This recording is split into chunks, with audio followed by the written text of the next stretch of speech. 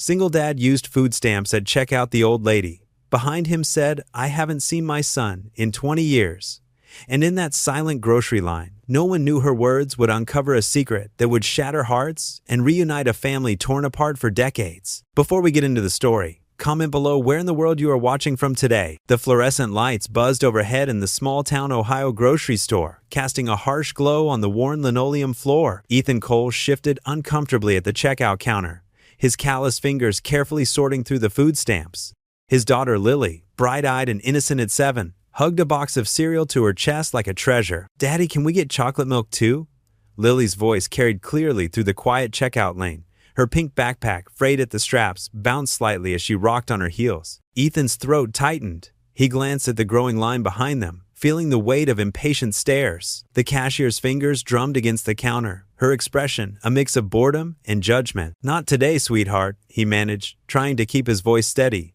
"Maybe next time." The sound of more sighs from behind made his ears burn. He'd gotten used to this over the past year. The sideways glances, the whispered comments, the way people seemed to look right through him. But it still hurt, especially when Lily was watching. "Is there a problem here?"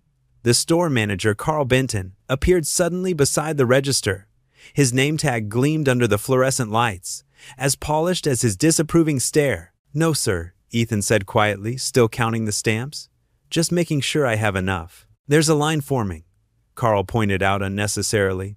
His voice clipped. Lily's small hand slipped into Ethan's, and he squeezed it gently. She was too young to understand the full weight of their situation, but she was old enough to sense tension. That was what hurt the most, knowing she felt these moments too. "I'm sorry," Ethan said, his voice barely above a whisper as he realized he was a few dollars short. "I'll need to put back the— I haven't seen my son in 20 years. The soft voice came from behind them. Ethan turned to see an elderly woman standing there, her silver hair neatly styled, wearing a worn but well-kept wool coat. Despite her elegant appearance, there was something deeply tired in her eyes. "Ma'am?" Carl asked, thrown off by the non-sequitur. "I said I haven't seen my son in 20 years, she repeated, her voice gaining strength. And watching this young father trying his best for his little girl, she reached into her purse and pulled out a crisp $20 bill. Placing it deliberately on the counter. No child should see their parent struggle like that. The silence in the checkout lane was deafening. Even Carl seemed at a loss for words. "Please," Ethan started to protest, his pride warring with necessity. "I can't." "You can?" The woman, Margaret Hayes, said firmly but kindly. "And you will, because sometimes grace comes from unexpected places, and the right thing to do is simply accept it with gratitude." Lily looked up at the woman with wonder. "Thank you," she said brightly, unconsciously breaking the tension. "Daddy, can we get the chocolate milk now?" A small laugh rippled through the previously hostile line, and even Carl's stern expression softened slightly. Ethan's eyes stung as he nodded to his daughter. "Go ahead, sweetheart, quick now." As Lily skipped off to the dairy section, Ethan turned back to Margaret. "I don't know how to thank you." "You already have," Margaret replied softly, "just by being the kind of father who puts his child first. That's worth more than any $20. The transaction was completed in a new kind of silence, not the judgmental kind from before, but something more contemplative. Ethan gathered the bags, including the chocolate milk Lily proudly brought back, trying to maintain his composure. As they headed toward the exit, the cold November air seeping in through the automatic doors, Margaret's voice called out one more time. "Take care of that little girl," she said. "She's lucky to have you." Ethan nodded, unable to speak past the lump in his throat. He helped Lily into their rusted pickup truck, secured the groceries, and drove away into the gathering dusk. Margaret's act of kindness warming his heart despite the chill in the air. The ancient heating system in their small duplex rattled and wheezed as Ethan stirred the pot of macaroni and cheese. The blue cardboard box sat crumpled on the counter, a reminder of their modest dinner. Steam rose in wisps, carrying the familiar processed cheese smell through their tiny kitchen. At the scratched wooden table, Lily hunched over her coloring book, her tongue poking out in concentration as she worked on filling in a unicorn with her favorite purple crayon. Her homework folder lay forgotten beside her, but Ethan didn't have the heart to interrupt her peaceful moment. "Daddy?" Lily looked up, purple crayon paused mid-stroke. "That grandma at the store today was really nice, wasn't she?" Ethan's hand stilled on the wooden spoon. The memory of the elderly woman's kindness made his chest tight with a mixture of gratitude and discomfort. Yes, she was very kind. She reminded me of the grandmas in my books, Lily continued, now switching to a pink crayon. The ones who bake cookies and give warm hugs. Do you think she bakes cookies? The macaroni bubbled, and Ethan gave it another stir. I don't know, sweetheart, but we shouldn't assume things about people we don't know. I liked her smile, Lily said, pushing her dark curls away from her face. It was soft, like Mom's in the pictures. Ethan's throat tightened. He focused on draining the pasta, letting the steam hide the moisture in his eyes. The woman's gentle intervention had saved him from humiliation, but it also reminded him of how far he'd fallen. A mechanic turned day laborer, barely making ends meet. What would his father have thought? Daddy! Lily's voice brightened with sudden inspiration. We should bake something for her to say thank you. Ethan turned from the sink, studying his daughter's eager face. Despite everything they'd been through, Lily's heart remained open and generous. Maybe that was worth more than any amount of money in the bank. You know what? He smiled. Really smiled. For the first time that day. That's actually a wonderful idea. It would be a good way to show gratitude. Can we make banana bread? Lily bounced in her chair, her coloring forgotten. Like we did for Miss Jenkins when she helped me with reading? We have those overripe bananas that need using, Ethan agreed, spooning the mac and cheese into their mismatched bowls. We can bake it after dinner. They ate their simple meal while Lily chattered about her day at school, her friend Emma's new puppy, and how her teacher said she was getting better at multiplication. Ethan listened, grateful for these moments when their struggles seemed far away. After dinner, they cleared the small counter space. Lily stood on her step stool, proud to be tall enough to help. Together, they gathered their ingredients, the spotty bananas, flour, sugar, and the last egg in the carton. Can I mash the bananas? Lily asked, already rolling up her sleeves. Go for it, kiddo. Ethan handed her a fork and the peeled bananas in a bowl. Just try to keep it in the bowl this time. Lily giggled, attacking her task with enthusiasm. Small chunks of banana flew occasionally, but Ethan didn't mind. The sound of her laughter was worth any mess. They measured ingredients together, Ethan guiding Lily's small hands as she leveled the flour with careful concentration. A dusting of white covered their clothes and the counter, but they worked as a team, just as they had since losing her mother. Do you think she'll like it? Lily asked as Ethan poured the batter into their dented loaf pan. I'm sure she will, he answered, smoothing the top with a spatula. It's not about how fancy the gift is, Lily. It's about showing someone you appreciate their kindness. While the bread baked, filling their small home with its sweet aroma, Ethan helped Lily with her homework. Math problems and spelling words provided a welcome distraction from his swirling thoughts. Later, after tucking Lily into bed with her favorite stuffed elephant, Ethan sat at the kitchen table. The banana bread cooled on the counter, its golden brown top slightly cracked, homey and imperfect, like their life. His eyes drifted to the worn photograph propped against the windowsill. In it, his father, Michael, stood beside a restored Chevrolet, his sleeves rolled up and a proud smile on his face. Ethan barely remembered him.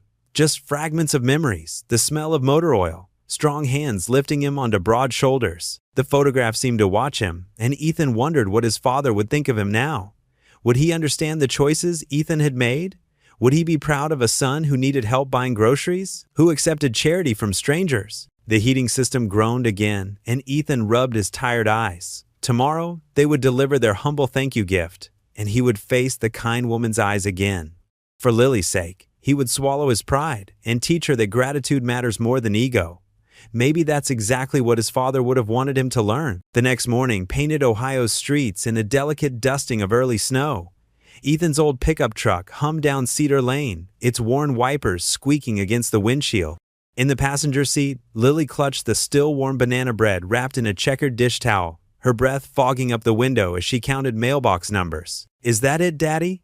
She pointed at each house they passed, her excitement growing with every no from her father. Ethan glanced down at the wrinkled grocery receipt where he'd noticed Margaret's address printed at the top. His hands tightened on the steering wheel. What if this was a mistake? What if she thought they were just after more charity? There! Lily's voice jumped with joy. Number 42, a small cottage emerged from behind bare maple trees, its white picket fence standing like sentinels against the gray morning. The house itself was modest but well kept, with pale yellow siding and dark green shutters. An empty porch swing swayed gently in the winter breeze, and neatly trimmed rose bushes, now dormant for winter, lined the narrow walkway. Remember what we talked about, honey? Ethan asked as he helped Lily out of the truck. We're just dropping off the bread to say thank you. We won't stay long. I know, Daddy.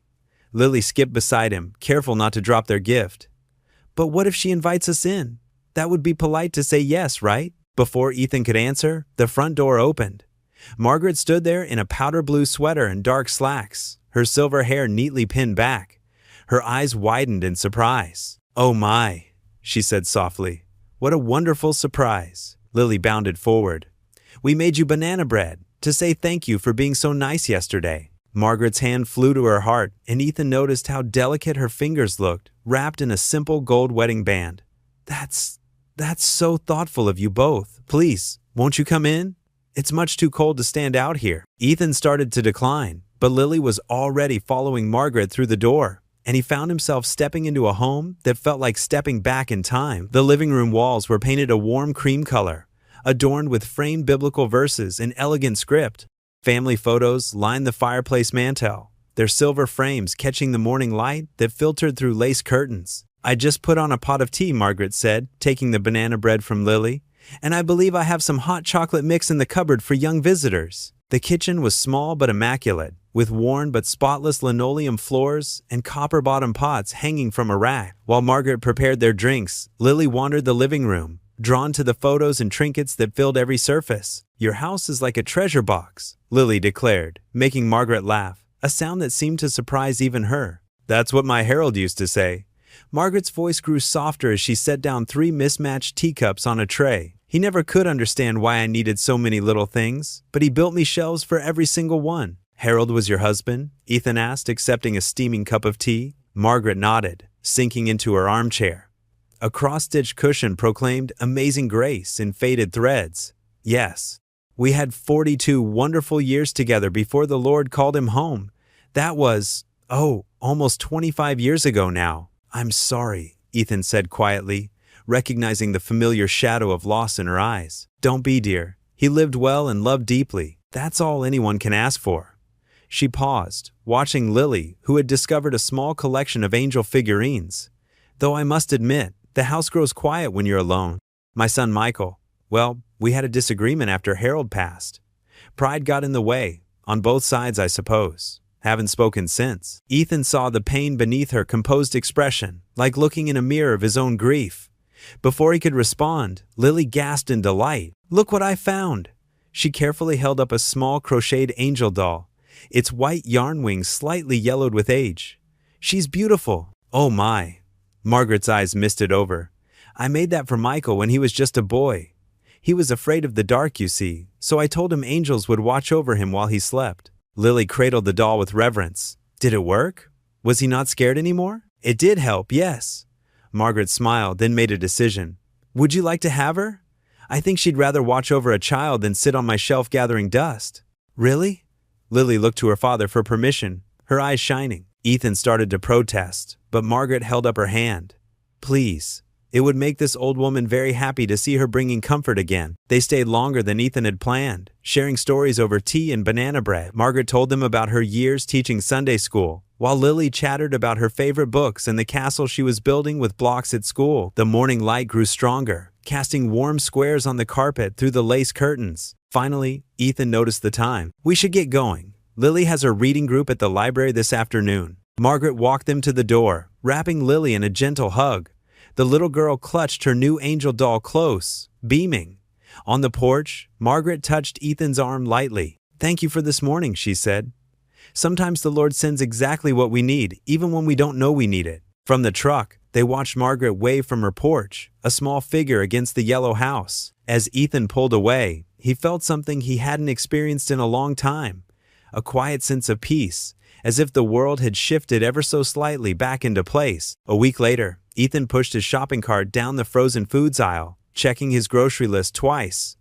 The store felt warmer today, less intimidating. Lily skipped alongside him, her small hand trailing along the cool glass doors. "Can we get ice cream, Daddy?"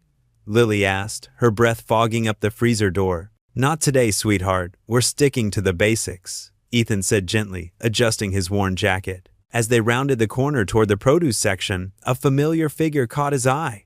Margaret Hayes stood examining tomatoes, her silver hair neat under a cream-colored wool hat. She wore the same dignified expression he remembered, though today her eyes seemed brighter. Lily spotted her first. "Look, Daddy, it's the nice grandma." She waved enthusiastically, making Margaret look up from the vegetables. "Why, if it isn't my little angel." Margaret's face softened into a warm smile. She set down her basket and opened her arms as Lily rushed over for a hug. "How are you, Mrs. Hayes?" Ethan asked, pushing his cart closer. "Please, call me Margaret," she insisted, straightening up. "I'm doing well, just picking up a few things for soup." They chatted while Lily examined the colorful bell peppers nearby. Margaret asked about their week, and Ethan told her about Lily's good grades in school. The conversation felt easier than before, more natural. After checking out, they found themselves walking to their cars together in the crisp afternoon air. Margaret's sedan was parked next to Ethan's pickup truck. "Oh, before I forget," Margaret exclaimed, opening her trunk. She pulled out a small paper bag. "I made this for Lily." With the weather turning cold, she retrieved a carefully folded scarf in soft purple yarn. "Mrs. Hayes, Margaret, you really shouldn't have," Ethan started, but Lily's delighted gasp cut him off. "It's so pretty," Lily exclaimed, running her fingers over the intricate stitches. Margaret wrapped the scarf around Lily's neck with practiced hands. "There now, warm as toast." Ethan watched the tender gesture, something tightening in his chest. "Thank you. That's really kind of you." "It keeps these old hands busy," Margaret said modestly. "Though speaking of keeping busy, I could use some help. My porch railing's gotten wobbly, and I haven't found anyone reliable to fix it. I could take a look," Ethan offered without hesitation. "I used to work as a mechanic. Basic carpentry isn't too different." "Oh, I couldn't impose. Please, I insist. It's the least I can do." They arranged for Ethan to come by that weekend. Over the next few days, he spent his afternoons after work at Margaret's house, fixing not just the railing, but other small repairs he noticed needed attention. A loose cabinet hinge here, a squeaky door there. On the third day, as Ethan worked on securing the last section of porch railing, Margaret brought out 2 steaming mugs of coffee. Lily was inside, contentedly drawing at the kitchen table. "You don't know what a blessing this is," Margaret said, settling into her porch chair. "The house hasn't had a man's touch since Harold, my husband, passed." Ethan wiped his hands on his jeans and accepted the coffee. "Happy to help. My dad taught me to always leave things better than you found them." A shadow crossed Margaret's face. "Your father sounds like a wise man. I wouldn't know, really. He wasn't around much." Ethan took a careful sip of coffee. "Died when I was young." Margaret's hands tightened around her mug. "My Michael, my son, he left home after his father died. We had such terrible arguments." Her voice grew distant. "I was too proud, too certain I knew best. By the time I realized my mistakes, he was gone." Ethan sat quietly, letting her speak. 20 years, Margaret continued, her eyes fixed on the horizon. 20 years of Christmases, birthdays, everyday moments all lost to stubbornness. Mine and his both. She dabbed at her eyes with the tissue from her sleeve.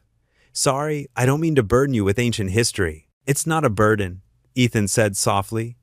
"Sometimes sharing the weight makes it lighter." Margaret smiled sadly. "You have an old soul, Ethan Cole, and a good heart." They sat in comfortable silence as the afternoon light began to fade. Inside, they could hear Lily humming to herself. "I keep thinking I'll get a phone call someday," Margaret admitted, "that he'll want to make amends. But maybe that's just foolish hope." "Hope's never foolish," Ethan replied, standing to gather his tools. "Neither is forgiveness." As he loaded his toolbox into the truck, Lily bounced down the porch steps to give Margaret a tight hug goodbye. The purple scarf fluttered in the evening breeze. Ethan and Lily climbed into the truck, waving as they pulled away. Margaret stood on her newly repaired porch, one hand raised in farewell. As their taillights disappeared around the corner, she touched the wooden railing, smooth and solid under her fingers. "You remind me of him," she whispered to the empty air. The morning sun filtered through thin curtains as Ethan helped Lily with the buttons on her favorite polka dot dress. She wiggled impatiently, excited for church as always. "Hold still, honey," Ethan said, smoothing down her collar. "Just one more button. Can we invite Margaret?" Lily asked suddenly, her blue eyes bright with hope. "She lives all alone, and Jesus says we should be kind to everyone." Ethan paused, touched by his daughter's thoughtfulness. "That's very sweet of you to think of her, but we don't want to put her on the spot." "Please, Daddy." Lily clasped her hands together. "We can stop by her house on the way. It's not far." Ethan checked his watch. They had enough time if they hurried. "All right," he agreed, "but if she says no, we respect that, okay?" Lily nodded eagerly, already running to get her shoes. 20 minutes later, Their old pickup truck rumbled to a stop in front of Margaret's cottage. The morning frost still clung to her neat lawn, and smoke curled from her chimney. Lily was out of the truck before Ethan could stop her, charging up the path to knock on Margaret's door. Margaret appeared wearing a simple gray dress, her silver hair perfectly styled. "Well, good morning," she said, surprise evident in her voice. "Will you come to church with us?" Lily burst out, bouncing on her toes. "Please?" Margaret's hand fluttered to her throat. "Oh, I haven't been to church in quite some time. It's okay if you'd rather not," Ethan said quickly, not wanting her to feel pressured. Margaret looked between them, hesitation clear on her face. I wouldn't want to intrude." "You won't be intruding," Ethan assured her softly. "There's always room for one more." Something in Margaret's expression shifted, like ice melting in spring. "Let me get my coat," she said finally. Inside the small Methodist church, they sat in the back pew at Margaret's request. The wooden bench creaked as they settled in, Margaret sitting primly with her hands folded in her lap. Lily nestled between them, her small legs swinging as she hummed along with the opening hymn. The sermon that morning seemed meant especially for them. Pastor Roberts spoke about forgiveness, about how grace wasn't earned but freely given. "Sometimes," he said, his voice carrying through the hushed sanctuary, "the hardest person to forgive is ourselves." Ethan noticed Margaret dabbing at her eyes with a lace handkerchief. He recognized something in her expression, the same weight of regret he often carried himself. After the service, Lily tugged on Margaret's sleeve. "Are you hungry? Daddy and I always get pancakes after church." Margaret glanced at Ethan, who smiled warmly. "We'd love to have you join us," he said. The diner was busy with the after-church crowd, but they found a quiet booth near the window. Sunlight streamed across the worn Formica table as Lily colored her kids' menu, chattering about Sunday school. "And then we learned about Noah's Ark," she explained to Margaret between bites of blueberry pancakes. "Did you know it rained for 40 whole days?" "I did know that," Margaret replied, her eyes twinkling. "I used to teach Sunday school myself many years ago." "Really?" Lily's eyes widened. "What else did you teach about?" As Margaret launched into a gentle explanation of David and Goliath, Ethan watched them together. There was something right about this moment. The three of them sharing a meal, Margaret's usual reserve melting away as she answered Lily's endless questions. Before they left, Margaret reached into her purse and pulled out a small package wrapped in tissue paper. "I've been meaning to give this to you, Lily," she said. "I hope you don't mind, Ethan." Lily carefully unwrapped it to reveal a beautiful leather-bound children's Bible, its cover soft and brown. Inside, Margaret had written in elegant script, "To Lily, may God's word light your path. Love, Margaret." "It's beautiful," Lily breathed, running her fingers over the gold-edged pages. "Thank you, my son." Margaret's voice caught for a moment. "I gave him his first Bible when he was about your age. I've always believed that faith is the greatest gift we can share." That evening, as Ethan tucked Lily into bed, he noticed the Bible propped carefully on her nightstand, right next to her favorite stuffed bear. The sight of it, this tangible symbol of Margaret's care, made his throat tight with emotion. "Daddy?" Lily asked sleepily. "Can we bring Margaret to church again next Sunday?" "We'll ask her," Ethan promised, pulling her blanket up. He switched on her nightlight and paused in the doorway, looking back at his daughter's peaceful face in the soft glow. Standing there, he offered up a silent prayer of thanks for his daughter's pure heart, for Margaret's unexpected presence in their lives, for the way God sometimes answered prayers he hadn't even known to ask. The Bible on the nightstand caught the light, its golden edges gleaming like a promise. A crisp autumn breeze rustled through the trees as Ethan parked his truck in front of Margaret's cottage. The afternoon sun cast long shadows across her neatly trimmed lawn. He grabbed his toolbox from the passenger seat, its familiar weight comforting in his calloused hands. "Oh, thank goodness you're here," Margaret said, opening the door before he could knock. She wore a flour-dusted apron, the smell of fresh-baked cookies wafting from inside. "That pipe's been driving me crazy all morning." "No problem at all, Mrs. Hayes." Ethan followed her through the living room toward the kitchen. "Least I could do after all your kindness." The pipe under her sink had a simple leak, just needed a washer replaced and some tightening. As he worked, Margaret busied herself arranging cookies on a plate, humming an old hymn. The afternoon light streamed through her lace curtains, making dust motes dance in the air. "Would you like some coffee?" she asked when he finished, wiping his hands on a rag. "These cookies just came out of the oven." "That'd be nice, thank you." Ethan stood, his joints creaking slightly, The warmth of her kitchen felt inviting after crawling around under the sink. While Margaret prepared the coffee, Ethan wandered into her living room.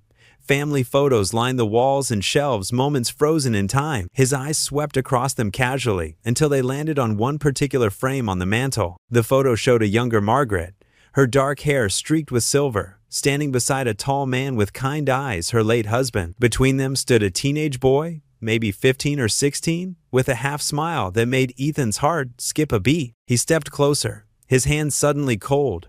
The boy's features were so familiar it made his chest tight. The same strong jaw, the same slight tilt of the head, the same crinkles around the eyes when he smiled. It was like looking at a mirror image of his own teenage years. "That's my Michael," Margaret said softly behind him, making him jump. She set down a tray with coffee and cookies. "My son." He would have been about 48 now. Her voice carried a weight of sadness. The photo was taken just before his father passed away. Things changed after that. Ethan's mouth felt dry. "What happened?" he asked, though his voice sounded distant to his own ears. Margaret sank into her armchair, her fingers tracing the rim of her coffee cup. "We had different ideas about his future. I wanted him to go to college, follow in his father's footsteps. He wanted to travel, see the world." She sighed. "We both said things we regretted. One day, he just left. Never even said goodbye." Ethan's mind raced. His father had never spoken about his family, always changed the subject when asked. They'd moved around a lot when Ethan was young, never staying in one place too long, as if running from something or someone. "Did you ever try to find him?" Ethan's voice cracked slightly. "Every few years I'd hire someone to look, but he'd changed his name, they said. The last time I got any news was about 15 years ago. They told me he'd settled somewhere in Indiana." Her eyes grew distant. "I often wonder if he has children of his own now, if I have grandchildren out there somewhere who don't even know I exist." Ethan's hands trembled as he accepted a cookie he knew he couldn't eat. The pieces were falling into place like a puzzle he'd never known he was solving. "I should get going," he said, abruptly standing. "Lily will be home from her friend's house soon." Margaret looked disappointed but nodded. "Of course, dear. Thank you again for fixing the pipe." The drive home passed in a blur. As soon as he walked through his front door, Ethan went straight to the hall closet. In the back, behind winter coats and old shoes, sat a dusty cardboard box he hadn't opened in years. His hands shook as he pulled out the old photo album.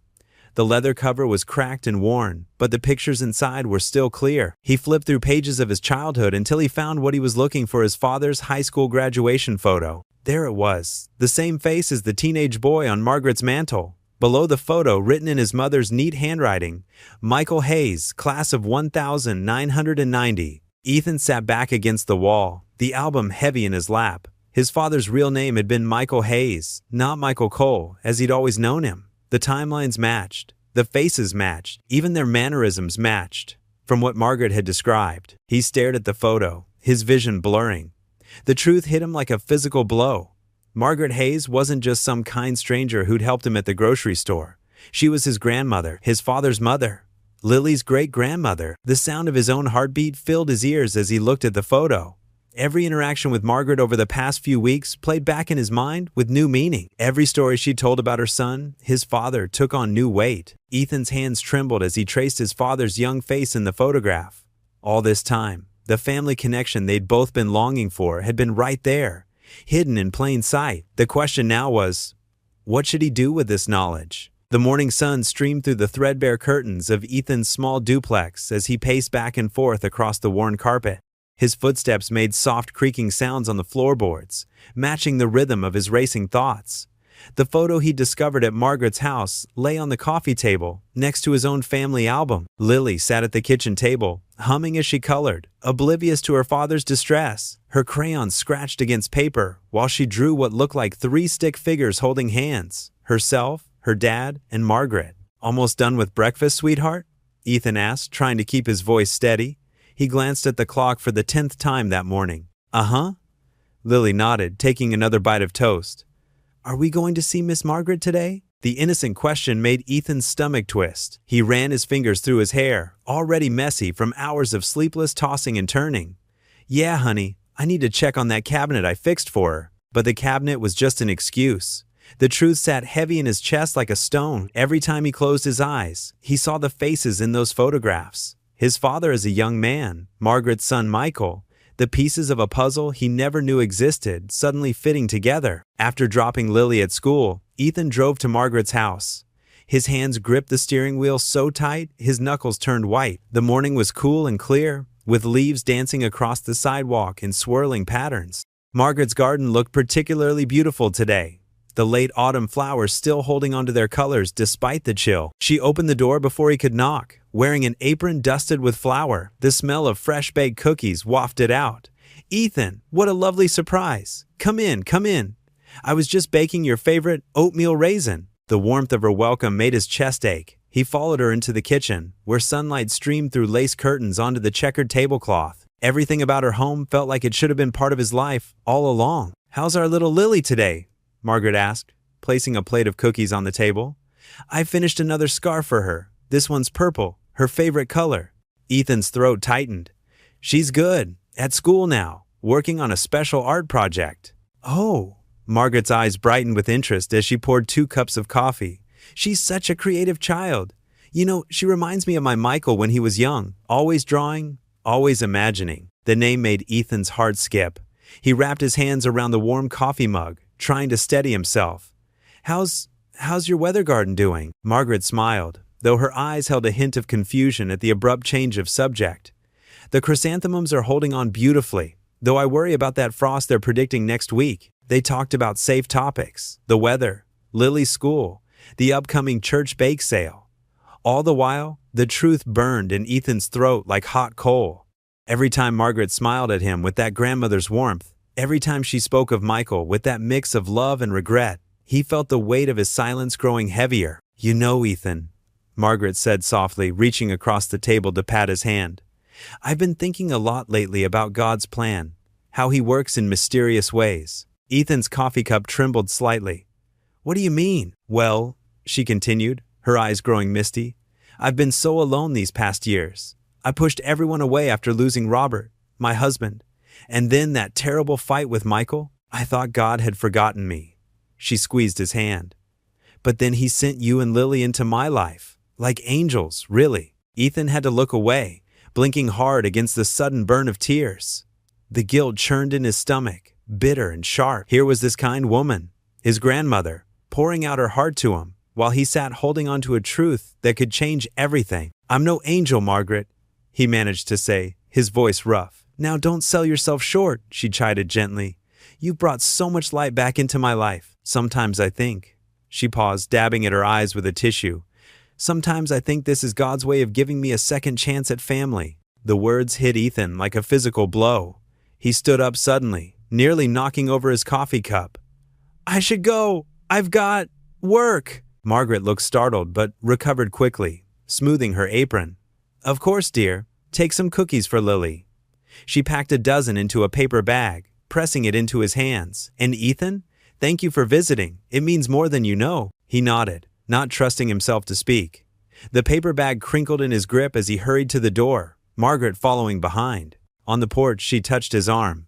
"You're a good man, Ethan Cole. Your father, wherever he is, must be very proud." The words nearly broke him. He mumbled a goodbye and practically ran to his truck, his vision blurring.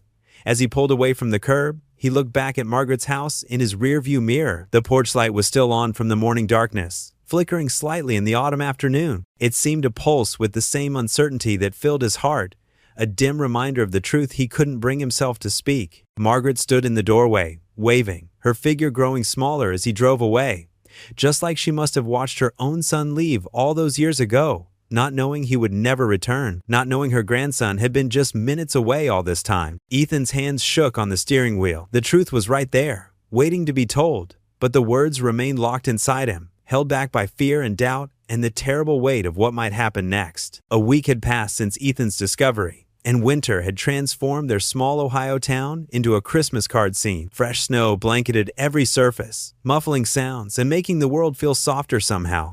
The afternoon sun caught in the icicles hanging from Margaret's porch roof, creating tiny prisms that danced across the white-painted wood. Inside Margaret's warm kitchen, the aroma of fresh-baked cookies filled the air. Lily stood on a wooden stool next to Margaret, carefully pressing a star-shaped cookie cutter into the rolled dough. Her tongue poked out slightly in concentration, determined to make each shape perfect. Like this, sweetheart?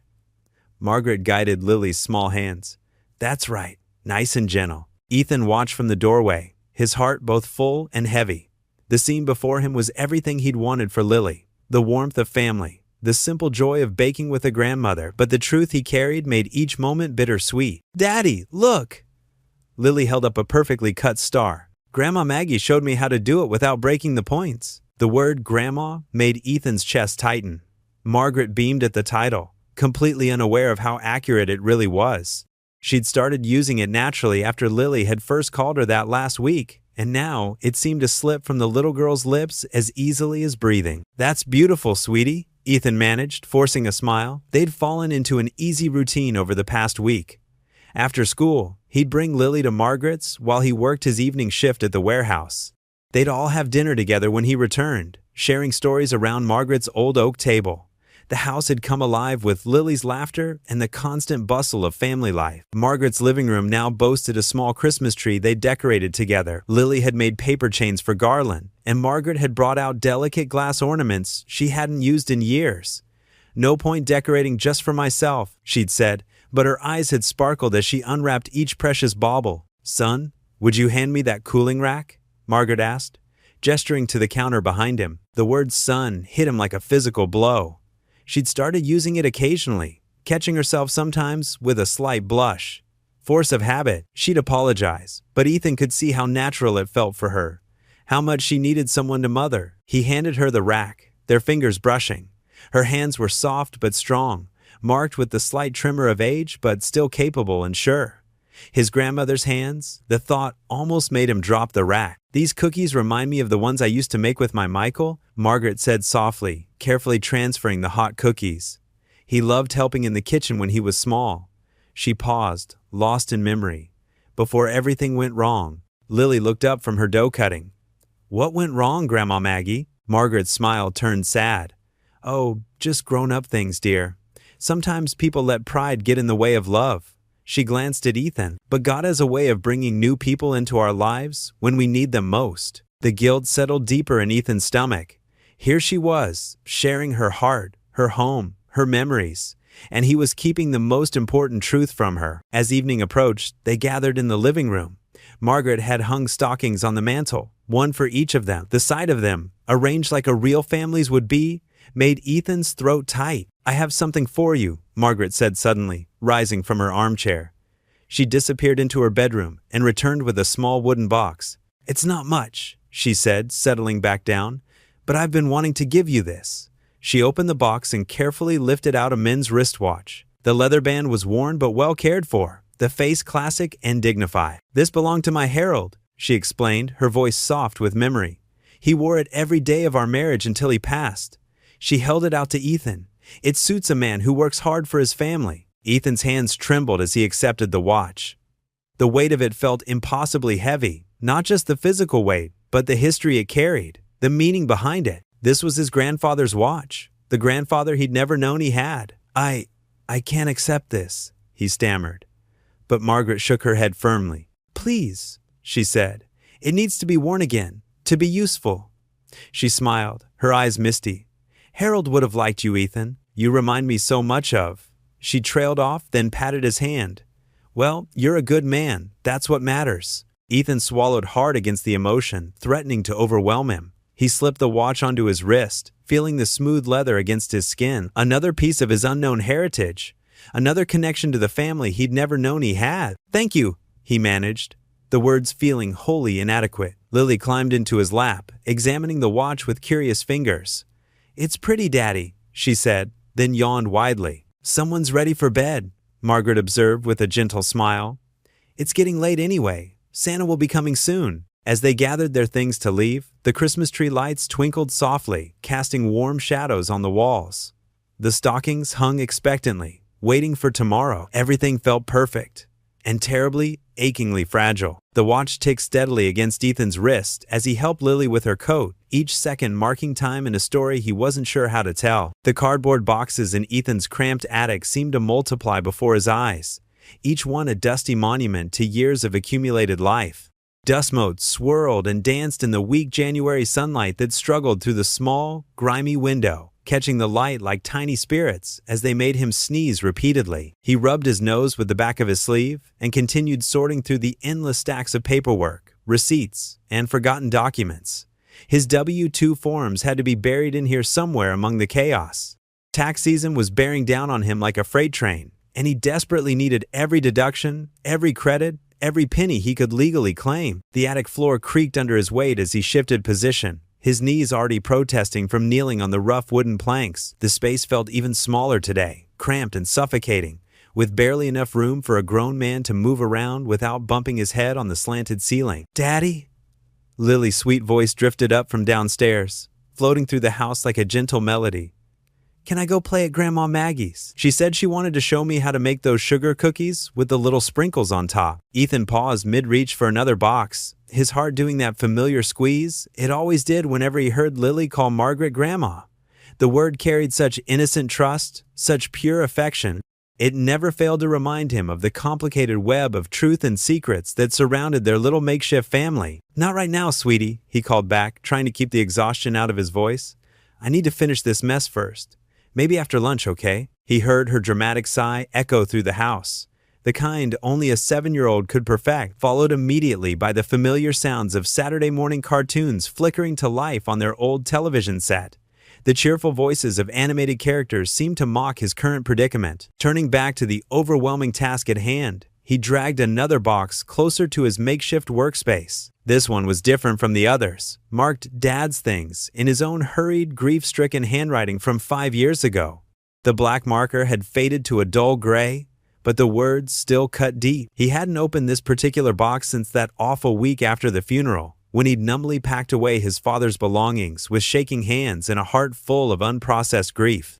His fingers hesitated now on the worn cardboard flaps, suddenly reluctant to disturb whatever memories lay sleeping inside. The tape pulled away with a soft ripping sound that seemed too loud in the quiet attic. Inside, familiar items stirred a kaleidoscope of memories. His father's favorite coffee mug, the blue ceramic one with the tiny chip on the handle that he'd refused to throw away.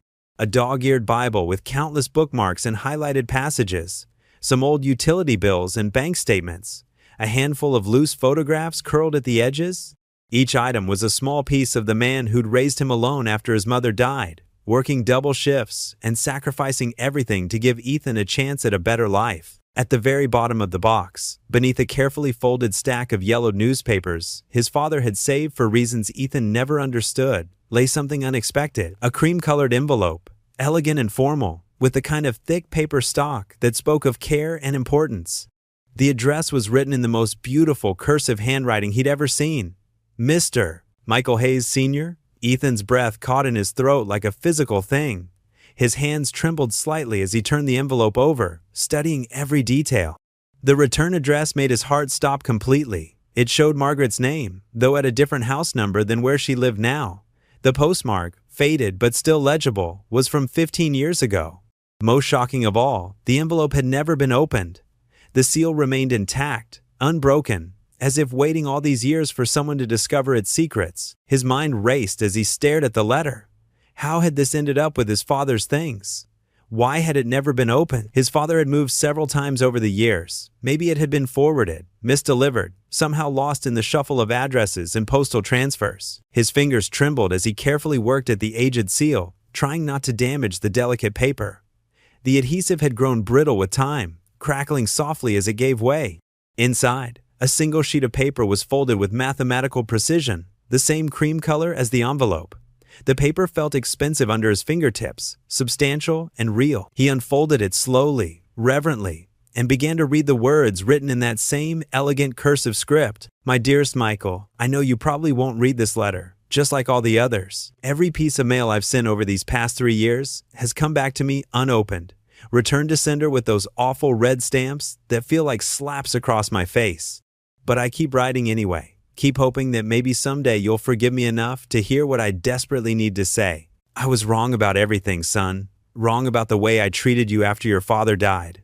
Wrong about trying to control every aspect of your life when you were already a grown man. Wrong about the cruel, unforgivable things I said when you told me you were moving away with Sarah to start your new life. A mother should be her son's biggest supporter, his safe harbor in storms. not the one who crushes his dreams with her own fears and stubborn pride. The house echoes with emptiness now. Every footstep sounds hollow. Every room feels too big and too quiet. I dust your bedroom every single week, moving around your belongings like they're precious relics, but I haven't changed a single thing. Your model airplanes still hang from the ceiling on their fishing line, catching the light when the afternoon sun slants through your window. Do you remember how you used to lie in that narrow bed for hours, staring up at them and making up elaborate stories about flying to exotic, far-off places? You had such an imagination, such beautiful dreams. I should have encouraged that adventurous spirit instead of trying so hard to clip your wings and keep you close to home. Last Sunday at church, I saw a young father walking up the front steps, holding his little boy's hand so gently, so protectively. The child looked just like you did at that age. The same stubborn cowlick, the same bright eyes, full of curiosity about everything. I couldn't stop the tears from coming, right there in front of everyone. The ladies from my prayer group surrounded me with their good intentions, trying to offer comfort with gentle pats and whispered reassurances. But how could I possibly explain? How do you tell people that you drove away your only child, your greatest blessing, because you were too proud and too stubborn to simply say, "I'm sorry. I miss you with every breath I take, Michael. I miss your infectious laugh that could fill up this whole house with joy. I miss your silly jokes and the way you'd whistle old hymns while helping me plant vegetables in the garden each spring. I even miss our arguments. At least when we were fighting, we were still talking, still connected. This terrible silence between us is more unbearable than any disagreement we ever had. If you're reading this letter, if you finally found it in your heart to open just one envelope from your foolish mother, please know that I pray for you every single day. I pray that you're happy wherever you are, that you found the peace and sense of purpose I was too blind and too frightened to see you needed. I pray that Sarah loves you the way you deserve to be loved, and that together you're building the kind of life you always dreamed about. Most of all, I pray that someday, maybe not today, maybe not this year, but someday you might find it in your generous heart to forgive a stubborn old woman who forgot that love should always be stronger than pride. Your room is still here, exactly as you left it. My door is still open, and it always will be.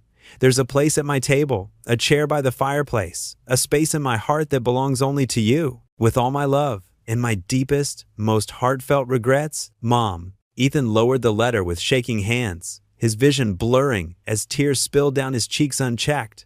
He wiped his eyes with the back of his sleeve, but more tears kept coming. His father had never seen these words. He'd never known the depth of his mother's regret, never understood how desperately she'd longed for reconciliation. This letter, with its message of love and forgiveness, had somehow ended up mixed in with random paperwork and forgotten belongings. Its healing words lost to time and circumstance. The weight of it hit him like a physical blow. All those years, Margaret had been carrying this burden of guilt and sorrow, believing her son had rejected her completely. And his father, his gentle, kind father who'd spoken of his mother only in the vaguest terms, had never known she'd been trying to reach him, trying to bridge the gap that pride and stubbornness had created. He thought about Margaret now, the woman who'd become such an unexpected blessing in their lives. He could picture her in her kitchen at this very moment, probably setting out ingredients for another batch of cookies, humming softly to herself as she worked. He thought about the way she lit up whenever Lily ran to her with scraped knees or exciting news about school. He remembered how she'd carefully prepared the guest room, fluffing pillows and arranging fresh flowers, just in case someone needs it. Never quite able to admit she was hoping they might stay. All these years, she'd been living with this crushing weight of regret, trying to atone for a past she couldn't change, longing for a family she believed was lost forever. She'd been practicing grandmother love on Lily, pouring all her unused maternal energy into caring for a child who wasn't even her blood relative. Except she was. Lily was her great-granddaughter, and Ethan was the grandson she'd never known existed. The attic suddenly felt impossibly small and cramped, too crowded with the ghosts of missed opportunities and the heavy presence of secrets that begged to be revealed. Ethan carefully refolded the letter along its original creases, treating it like the precious artifact it was, and slipped it back into its envelope with reverent hands. His eyes fell on his father's old Bible, its leather cover worn smooth by years of faithful reading. He picked it up, running his fingers over the familiar texture, feeling the slight indentations where his father's hands had gripped it during countless quiet mornings. The pages fell open naturally to Psalms, revealing his father's careful notes in the margins and verses, highlighted in faded yellow. "You already have your second chance, Grandma," he whispered to the dusty air, his voice thick with emotion as he gently placed the letter back in the box next to the Bible. "You just don't know it yet." The house creaked around him, settling into its old bones, as Ethan sat in the January sunlight and contemplated the mysterious ways that grace sometimes worked in the world. Downstairs, Lily's laughter, mixed with cartoon music, the sound of innocent joy that somehow made everything seem possible again. "The green bean casserole needs more salt," Margaret fretted, lifting the ceramic dish from her oven.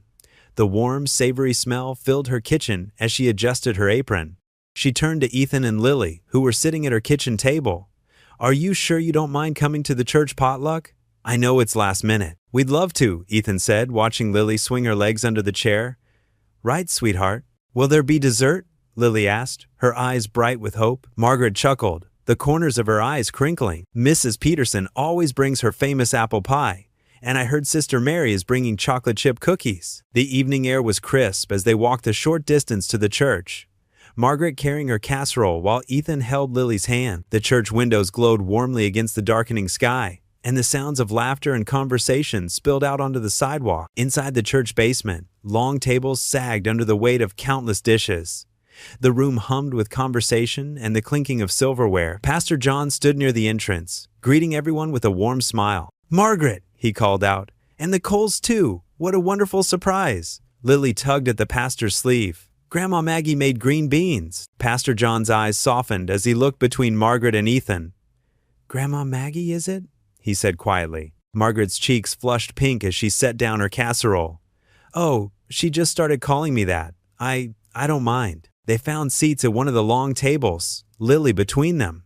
The wooden chairs scraped against the linoleum floor as people settled in for the meal. Pastor John stood at the front of the room, tapping his water glass with a spoon to get everyone's attention. "Before we begin our meal," he said, his voice carrying across the room, "I'd like to take a moment to thank God for the wonderful ways He works in our community." He paused, smiling.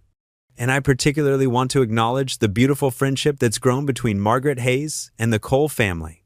It's a reminder that God brings people together in His perfect timing." Ethan felt his face grow warm as heads turned their way. Margaret reached across Lily to pat his hand, her eyes misty. After the blessing, plates were filled and conversation flowed freely. Lily charmed everyone nearby with her stories about helping Margaret in the garden, even though it was winter and nothing was growing yet. When the meal was winding down, Pastor John invited anyone who wished to share a testimony. Margaret slowly stood up, smoothing her skirt with trembling hands. She began, her voice quavering slightly. "I've been alone for so many years. After I lost my husband, and then, well, after my son left, I thought that was God's plan for me, to live with my mistakes." She took a deep breath. "But then, on an ordinary day at the grocery store, God sent me an angel. 2 angels, actually." She smiled down at Lily, who beamed back. "Ethan and Lily have brought light back into my life," Margaret continued, her voice growing stronger. "They've shown me that family isn't just about blood. It's about love and grace and second chances." She dabbed at her eyes with a tissue. "I thought I was too old for new beginnings, but God had other plans." Ethan's throat felt tight as he listened. He could barely swallow past the lump that had formed there. Beside him, Lily slipped her small hand into his and squeezed. After the testimonies, people began to clean up and head home. The moon was bright overhead as they walked back, their breath visible in the cold air. Lily skipped ahead, hunting for interesting shadows on the sidewalk. Ethan's heart pounded. The words were right there, on the tip of his tongue. "Margaret, there's something I need to tell you." But just then, Lily ran back and grabbed his hand. "Daddy," she said, looking up at Margaret's peaceful face. "She's happy again." The words died in his throat. Margaret was humming softly as she walked, a gentle smile on her face. For now, maybe that was enough. They reached Margaret's house, its porch light casting a warm glow on the snow. Lily hugged Margaret's legs tightly. "Thank you for the cookies, Grandma Maggie." "You're welcome, sweetheart," Margaret said, stroking Lily's hair. "Thank you both for coming. It meant so much to have you there." As they turned to leave, Margaret called after them. "See you Sunday?" "Of course," Ethan replied, his voice rough with emotion. "We wouldn't miss it." The morning sun streamed through Margaret's kitchen windows, casting warm patches on her yellow checkered tablecloth. She hummed softly as she arranged fresh-baked cookies on a plate, her silver hair neatly pinned back, wearing her favorite powder blue cardigan. "Are you sure it's not too much trouble?" Ethan asked from the doorway, adjusting his tie. He looked different in his interview clothes, younger somehow, despite the worry lines around his eyes. "Nonsense." Margaret waved away his concern. "I've been wanting to spend more time with this little angel." She smiled at Lily, who was already reaching for a cookie. "Besides, what else would I do today? Watch more television?" Ethan knelt down to Lily's level, straightening her pink sweater. "Be good for Miss Margaret, okay? I'll be back in a few hours." "Okay, Daddy." Lily wrapped her arms around his neck, cookie crumbs dusting his shoulder. "Good luck at your interview." Margaret watched them embrace, her heart warming at their tender goodbye. These moments reminded her of Michael when he was young. Before everything went wrong, she pushed the painful thought away and focused on the present. After Ethan left, Margaret and Lily settled into a comfortable routine. They watered the houseplants together, with Lily carefully carrying her little watering can. They played with Margaret's collection of old board games, and Lily showed off her reading skills with a picture book from her backpack. "Would you like to help me make lunch?" Margaret asked, checking the clock. It was nearly noon. "Yes!" Lily jumped up, accidentally knocking her backpack off the chair. Its contents spilled across the hardwood floor, crayons rolling in every direction, papers fluttering like leaves. "Oh dear," Margaret said, bending down to help gather everything. "Let's get this cleaned up." As she collected the scattered items, her hand brushed against a folded document. The paper was official looking, creased from being carried around. Without thinking, she opened it to make sure it wasn't something important that Ethan might need for his interview. The words, "Certificate of Birth," stood out at the top in bold letters.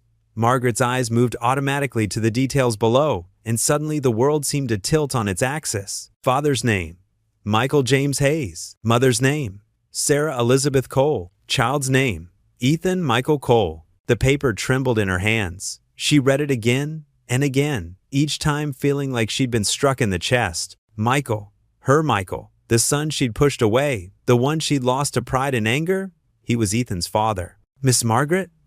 Lily's voice seemed to come from very far away.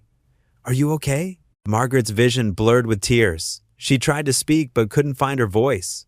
All this time, Ethan had known. He'd come to her house that first day with banana bread, sat at her table, fixed her porch, all while knowing he was her grandson, her own flesh and blood. The weight of it crushed her heart. Every shared meal, every conversation about faith and family, every time she'd accidentally called him son, it hadn't been an accident at all. He was her grandson, and he hadn't told her. "Your eyes are leaking," Lily said softly, touching Margaret's arm. "Do you need a tissue?" Margaret nodded, unable to speak.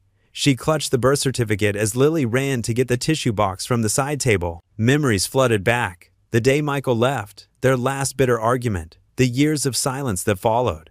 And now, here was proof that her son had built a life without her, had a family she never knew about. She thought of all the moments she'd missed. Michael's wedding, Ethan's birth, watching him grow up. The grief of those lost years crashed over her anew, mixed with a fresh pain. The betrayal of Ethan's silence. Why hadn't he told her? Was it revenge for how she treated Michael? Or worse, was he just being kind to a lonely old woman out of pity? "Here." Lily offered the tissue box, her small face creased with concern. "Thank you, dear," Margaret managed, her voice barely above a whisper. She wiped her eyes, trying to compose herself for Lily's sake, but her hands wouldn't stop shaking. The rest of the afternoon passed in a fog. Margaret went through the motions of making lunch, but she couldn't eat. She answered Lily's chatter with automatic responses, her mind spinning with questions and accusations. When Ethan returned, flushed with hope from a successful interview, Margaret couldn't meet his eyes. She mumbled something about feeling unwell and practically pushed them out the door, ignoring Ethan's concerned questions. Later that night, Margaret sat alone in her dimly lit dining room. The house felt colder somehow, emptier. She pulled out an old cedar chest from her bedroom and lifted out a carefully wrapped bundle, a baby quilt she'd made decades ago. When she first learned Michael's wife was expecting, the morning sun cast long shadows across Margaret's front yard as Ethan's truck pulled up to the curb. He stepped out holding a pink bakery box, his work boots crunching on the frozen grass. The donuts inside were still warm, and he smiled, thinking how Lily had insisted on the ones with rainbow sprinkles. His breath formed little clouds in the crisp air as he walked up the familiar path to Margaret's porch. Something felt different today. The usual warmth that radiated from her home seemed dimmed, like a light switched off. The porch swing he'd recently fixed hung motionless in the winter air. Ethan knocked on the door, adjusting his worn jacket. "Margaret, it's Ethan. Brought us some breakfast." The door opened slowly. Margaret stood there, her usual gentle presence replaced by something rigid and cold. Her silver hair was pulled back severely, and her eyes, usually so kind, were hard as steel. "Come in," she said, her voice flat. She stepped aside, not meeting his gaze. Ethan's smile faltered as he entered. The house felt different too, colder somehow, despite the heat running. Margaret's Bible sat closed on the coffee table. Next to it lay a familiar piece of paper. His heart sank as he recognized his birth certificate. "Margaret, I can explain." "Can you?" Her voice cracked like thin ice. "Can you explain why you've been lying to me all this time?" Ethan set the donut box down carefully on the side table. "I wasn't lying. I only figured it out recently, when I saw the photo of Michael." "My son," Margaret cut in sharply. "Your father. The man you never once mentioned was my flesh and blood." She picked up the birth certificate with trembling hands. "I found this in Lily's backpack yesterday. Michael Hayes, right there in black and white. You knew. You must have known." "No, Margaret, please listen." Ethan stepped forward, but she backed away. "I only discovered it when I saw that photo on your mantle. I was trying to find the right way to tell you." "The right way?" Margaret's laugh was bitter. "There is no right way to hide something like this. Was it pity that brought you here, or were you hoping for something else?" The accusation stung like a physical blow. Ethan's face flushed with hurt and shame. "How can you think that? After everything we've shared? I don't know what to think anymore." Margaret's voice shook. "I opened my home to you, my heart. I thought God had sent me a second chance." "He did," Ethan said softly. "That's exactly what this is." "No." Margaret shook her head firmly. "This is manipulation. You let me pour out my grief about losing Michael, all while knowing you were his son. You watched me cry over my mistakes without saying a word, because I was scared." Ethan's voice rose despite himself. "I was scared of losing what we'd found here, you and Lily, the way you've become family to us." "Family." Margaret's eyes flashed. "Family doesn't deceive each other. Family doesn't play games with the truth." She walked to the window, her back straight and stiff. The morning light caught the silver in her hair, reminding Ethan painfully of all the times she'd stood there watching them leave, waving until their truck disappeared around the corner. "I trusted you," she said quietly. "I thought God had sent me a kind young man and his precious daughter to heal my lonely heart. Instead, he sent me another reminder of my failures." "Margaret, please." "I already lost one son to lies," she said, her voice breaking. "I won't lose another." She turned to face him, her eyes bright with unshed tears. "Please leave." Ethan stood frozen, the weight of her words pressing on his chest like a stone. All the moments they'd shared, the dinners, the prayers, Lily's laughter in the garden, seemed to crumble around him. "Margaret." He tried one last time. "Leave," she repeated, moving to open the front door. The winter air rushed in, sharp and unforgiving. Ethan walked slowly to the door, his feet heavy.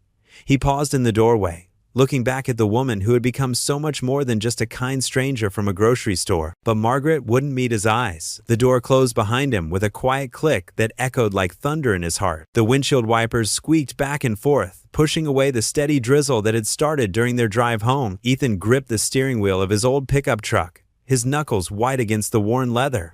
In the rearview mirror, he could see Lily curled up in her booster seat, her small head resting against the window as she slept peacefully, unaware of the storm brewing inside her father's heart. The late afternoon rain painted everything in shades of gray, matching his mood perfectly.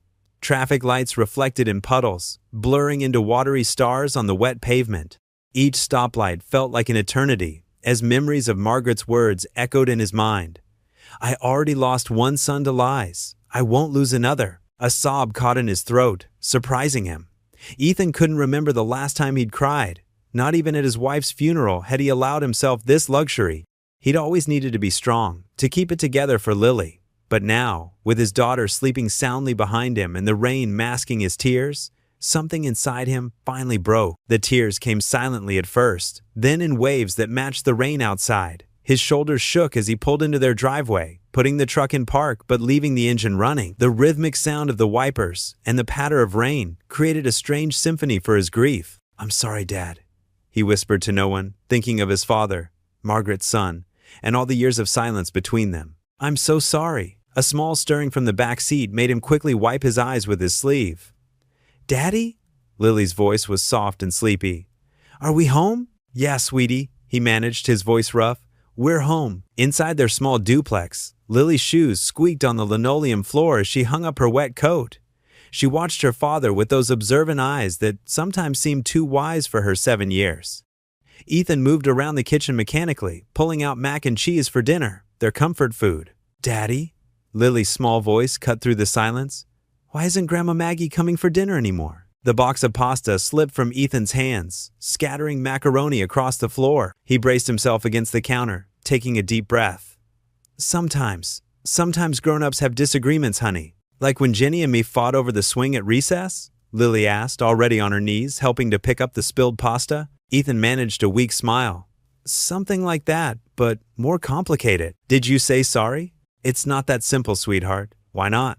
The innocent logic of a child cut straight to his heart. That evening, after a quiet dinner of slightly overcooked mac and cheese, Ethan sat on the edge of Lily's bed for their nightly prayers. The little girl knelt beside her bed, hands clasped tightly, her worn teddy bear tucked under one arm. "Dear God," she began in her clear, sweet voice, "please help Grandma Maggie and Daddy to stop hurting. They both look so sad, and I don't like it when people I love are sad." She paused, peeking up at Ethan with one eye. "And please help them remember that saying sorry makes things better. Like when I said sorry to Jenny, and now we're best friends again." Ethan's throat tightened as he tucked her in, pressing a kiss to her forehead. "Good night, Princess." Later, alone in the living room, Ethan sat in his old armchair staring at the wall. The house felt emptier than usual, the silence heavier. He'd lost so much already: his wife, his steady job at the mechanic's shop, his pride.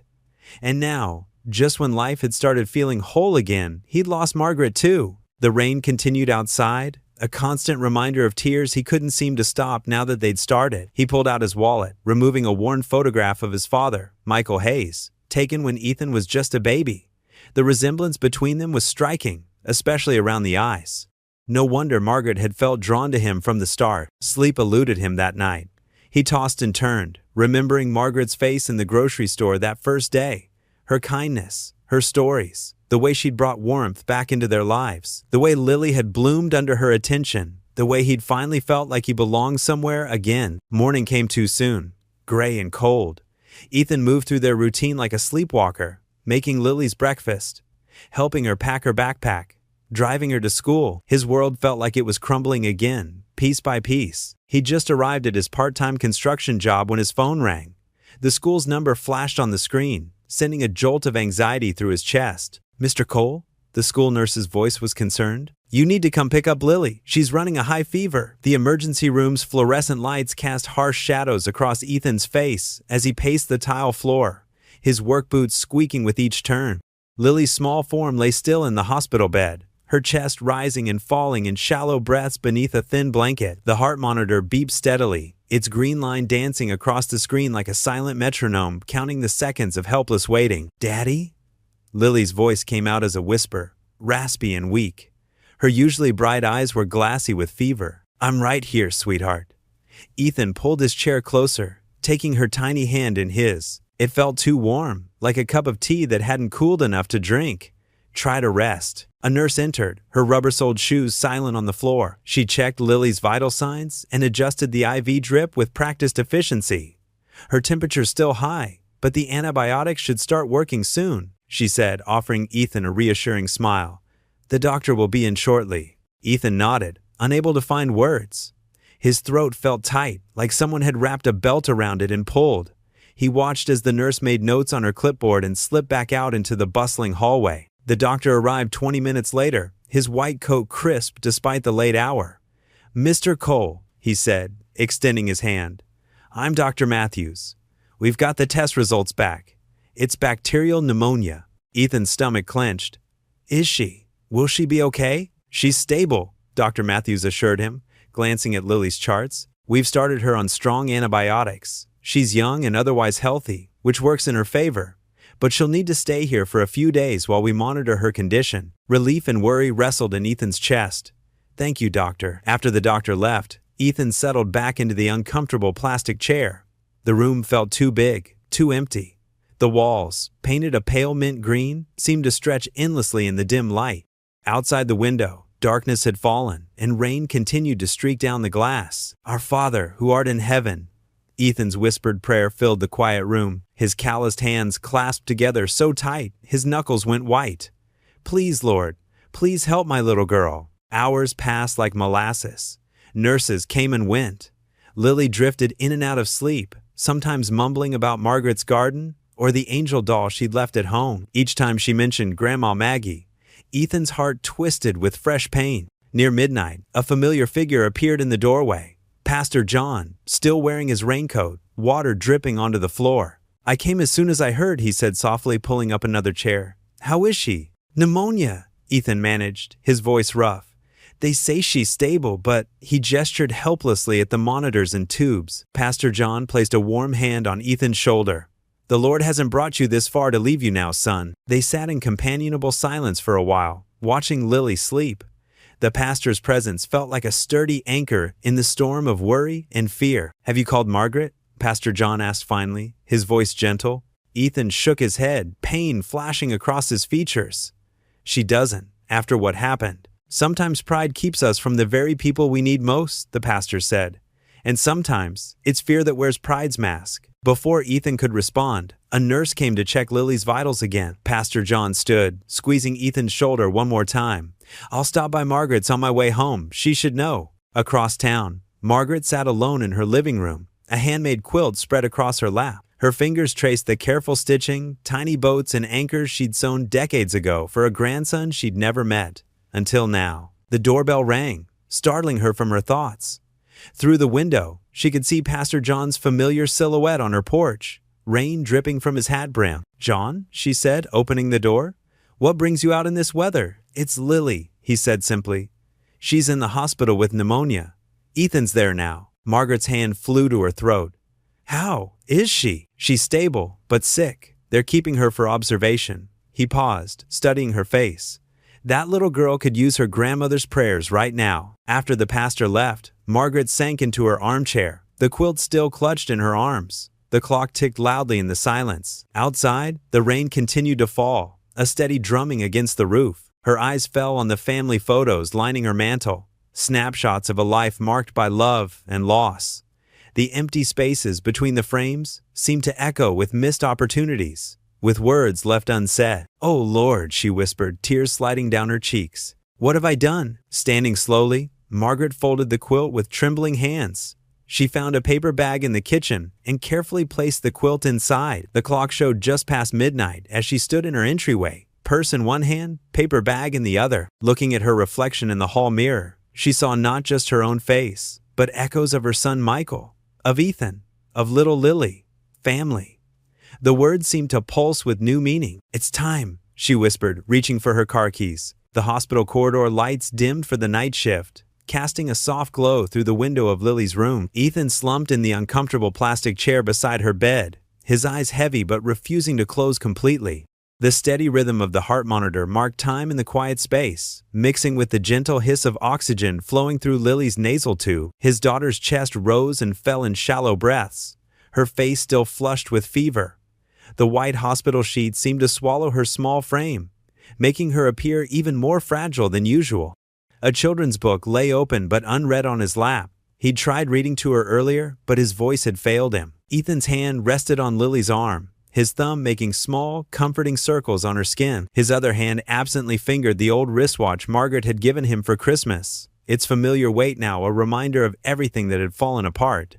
The clock on the wall showed 11:42 p.m., another endless night of worry stretching ahead. The soft squeak of rubber-soled shoes in the hallway barely registered in his exhausted mind. But when the door whispered open, something made him look up. There in the doorway stood Margaret Hayes, her silver hair slightly disheveled, clutching a paper bag to her chest. She wore her Sunday church dress, as if she'd been too distracted to change, and her eyes were red-rimmed behind her glasses.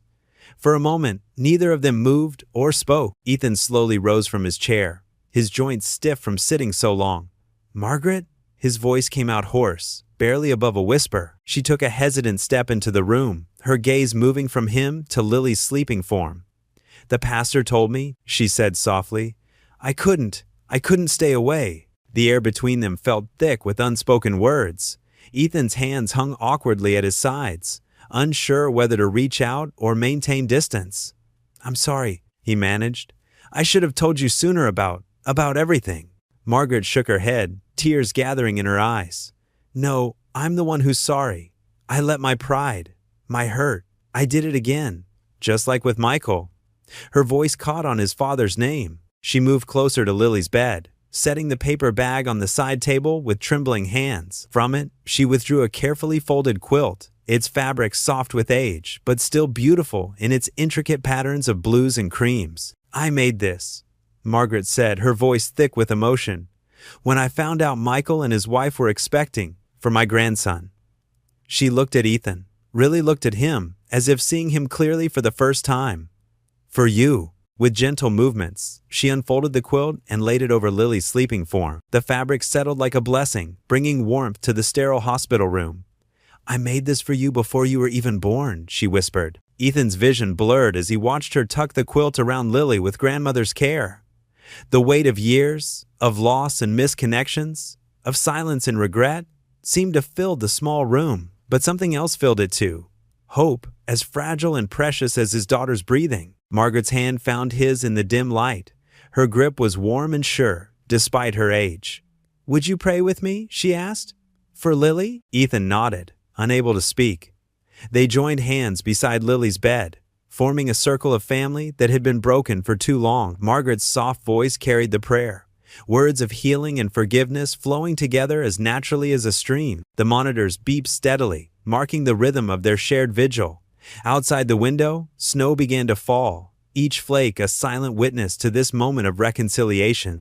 The quilt, crafted with a grandmother's love decades ago, finally served its purpose, warming not just Lily's sleep, but the hearts of those who watched over her. Morning sunlight crept through the hospital room's Venetian blinds, painting thin stripes of gold across Lily's pale face. The steady beep of monitors filled the quiet room where Ethan and Margaret had kept their vigil through the night, neither wanting to leave the sleeping child's side. Margaret's quilt, lovingly crafted decades ago, wrapped Lily in its warmth, each patch telling a story of hope deferred, now finally finding its intended purpose. The fabric was soft with age, its colors muted but beautiful, like memories preserved in an old photograph. Ethan sat with his elbows on his knees, his work-worn hands clasped in silent prayer.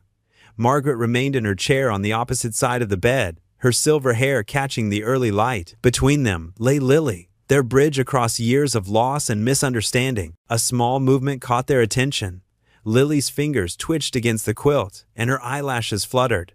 Both adults leaned forward, hearts racing with anticipation and concern. Slowly, Lily's eyes opened, still heavy with sleep but clearer than they had been the day before. For a moment, she simply blinked at the ceiling, getting her bearings in the unfamiliar room.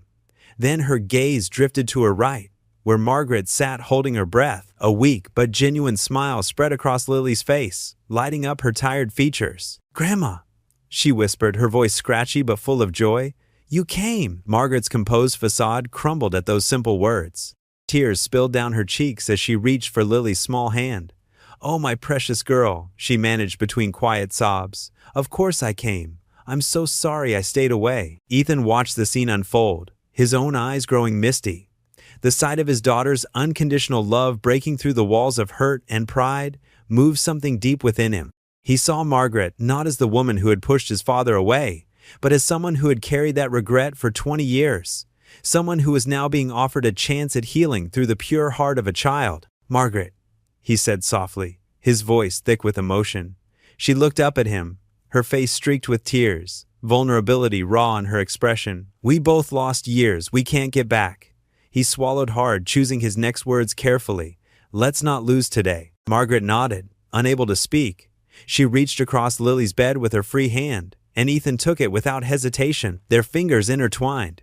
Grandmother and grandson, connected at last across the divide of time and circumstance. Lily watched them with heavy-lidded eyes, her smile never fading. The medication in her system began to pull her back toward sleep, but she fought it for a moment longer. Now we're a real family, she murmured, her words slurring slightly. Margaret squeezed her hand gently. Yes, sweetheart, we are. The quilt is so pretty, Lily said, her fingers tracing the patterns weakly. It feels like a hug. I made it for your daddy before he was born, Margaret explained softly, smoothing a wrinkle in the fabric. I've been keeping it safe all these years, waiting for the right moment to give it to him, and now it's keeping you warm instead. Ethan touched the quilt reverently, understanding the years of love and longing stitched into every seam. Each patch represented a prayer, a hope, a dream for the grandson she never knew. Now those prayers were being answered in ways none of them could have imagined. Lily's eyes began to drift closed, her body relaxing into the peaceful sleep of healing. Her grip on Margaret's hand loosened, but neither adult pulled away. They remained connected, watching over their precious child as the morning light grew stronger, casting away the shadows of the night and of the past. The sound of Lily's steady breathing filled the room, accompanied by the rhythmic beeping of monitors that now seemed less intrusive and more like a lullaby. Margaret and Ethan sat in comfortable silence, no longer strangers or adversaries, but family, bound together by love for the little girl who had brought them full circle. Through the window, they could hear birds greeting the new day, their songs mixing with the quiet hospital sound. Lily slept peacefully between them, wrapped in the warmth of her grandmother's quilt and surrounded by the love of her newly united family. A few days had passed since that emotional night in the hospital. The winter sun streamed through Lily's hospital room window, warming the cheerful get-well cards that now decorated her bedside table. The steady beeping of monitors had become background noise, less urgent than before. Margaret pushed open the door with her hip, carefully balancing a thermos of homemade chicken soup in one hand and her worn leather purse in the other. Her silver hair caught the morning light, and her eyes sparkled with determination. "Good morning, sweetheart," she called softly to Lily, who was propped up against her pillows, some color finally returning to her cheeks. Ethan looked up from the chair where he'd been reading a children's book aloud. Dark circles shadowed his eyes from nights of worried watching, but a small smile touched his lips. "Right on time with the soup. A grandmother's timing is never wrong," Margaret said, setting down her things. She poured the steaming soup into a bowl, the aroma of herbs and chicken filling the sterile room. "My mother's recipe. She swore it could cure anything." Lily sat up straighter, eager for something other than hospital food. "Did your mommy make it for my daddy's daddy too?" A heavy silence fell. Margaret's hands stilled for a moment, then resumed their careful movements. "Yes, she did. Michael loved this soup when he was sick." Her voice grew soft with memory. "He used to beg for seconds, even with a fever." Ethan watched his grandmother's face, seeing the mixture of joy and pain there. "What else did he like when he was young?" Margaret settled into the chair opposite Ethan, smoothing her skirt. "Oh, he was always climbing trees. Gave me such frights, but he loved being up high. Said he could see forever from the top branches." She chuckled softly. "Your grandfather tried to build him a treehouse once. It was a disaster. Neither of them knew the first thing about carpentry. Like father, like son," Ethan admitted with a sheepish grin. "I tried to build Lily a dollhouse last Christmas. It looked more like modern art when I finished." They shared a laugh, and something tight in both their chests loosened a little more. As Lily ate her soup, Margaret reached into her purse and pulled out a small photo album. I thought you might like to see these." Her fingers trembled slightly as she handed it to Ethan. He opened it carefully. The first photo showed a young boy with unruly dark hair, his father, grinning at the camera, missing his front teeth. "That's Michael at 8, Margaret finished. He'd just lost both front teeth in 1 week and was so proud. She leaned closer, pointing to another picture. "And here he is at your age, Lily, dressed as a shepherd in the church Christmas pageant. He forgot all his lines and made up new ones about the sheep being too itchy." Lily giggled, soup forgotten. "Did he get in trouble?" "Oh no," Margaret smiled. "Everyone thought it was so funny they kept his version the next year." They spent the next hour going through photos, Margaret's stories flowing easier with each page turn. Stories of Michael's first bicycle ride, his favorite hiding spots in the house, the time he painted the cat blue with watercolors. With each memory shared, the invisible wall between grandmother and grandson crumbled a little more. Around noon, while Lily napped, Ethan suggested they visit the hospital chapel. Margaret nodded, understanding the need for quiet reflection. The chapel was small but peaceful, with soft light filtering through stained glass windows. Wooden pews gleamed with years of use, and a simple cross hung on the front wall. Margaret moved slowly to the prayer candles, Ethan following behind. She selected a candle, lighting it with careful movements, The tiny flame flickered to life, joining others in their quiet vigil. "For Michael," she whispered, her voice thick with emotion. "My beautiful, stubborn boy." She touched the cross hanging at her neck. "I spent so many years being angry at him for leaving, and then angry at myself for driving him away. But now," Ethan placed a gentle hand on her shoulder, "he would be happy to see us here together." Margaret covered his hand with her own, tears sliding down her cheeks. "You have his heart, you know, that same gentleness. I see it in how you care for Lily." She turned to face him fully. "I'm so sorry I doubted your intentions. Pride, it's a terrible thing. It cost me 20 years with my son. I couldn't bear to lose his son, too." They sat together in the front pew, the candle's flame dancing in the quiet air. Margaret's shoulders shook with silent tears as she looked up at the cross. "Thank you, Lord," she whispered, her voice barely audible, "for bringing his son back to me." Ethan reached for her hand, and they sat in peaceful silence, letting the chapel's tranquility wash over them. The weight of unspoken words and lost years began to lift, replaced by the gentle promise of new beginning. The doctor signed the last of Lily's discharge papers with a flourish, handing them to Ethan with an encouraging smile.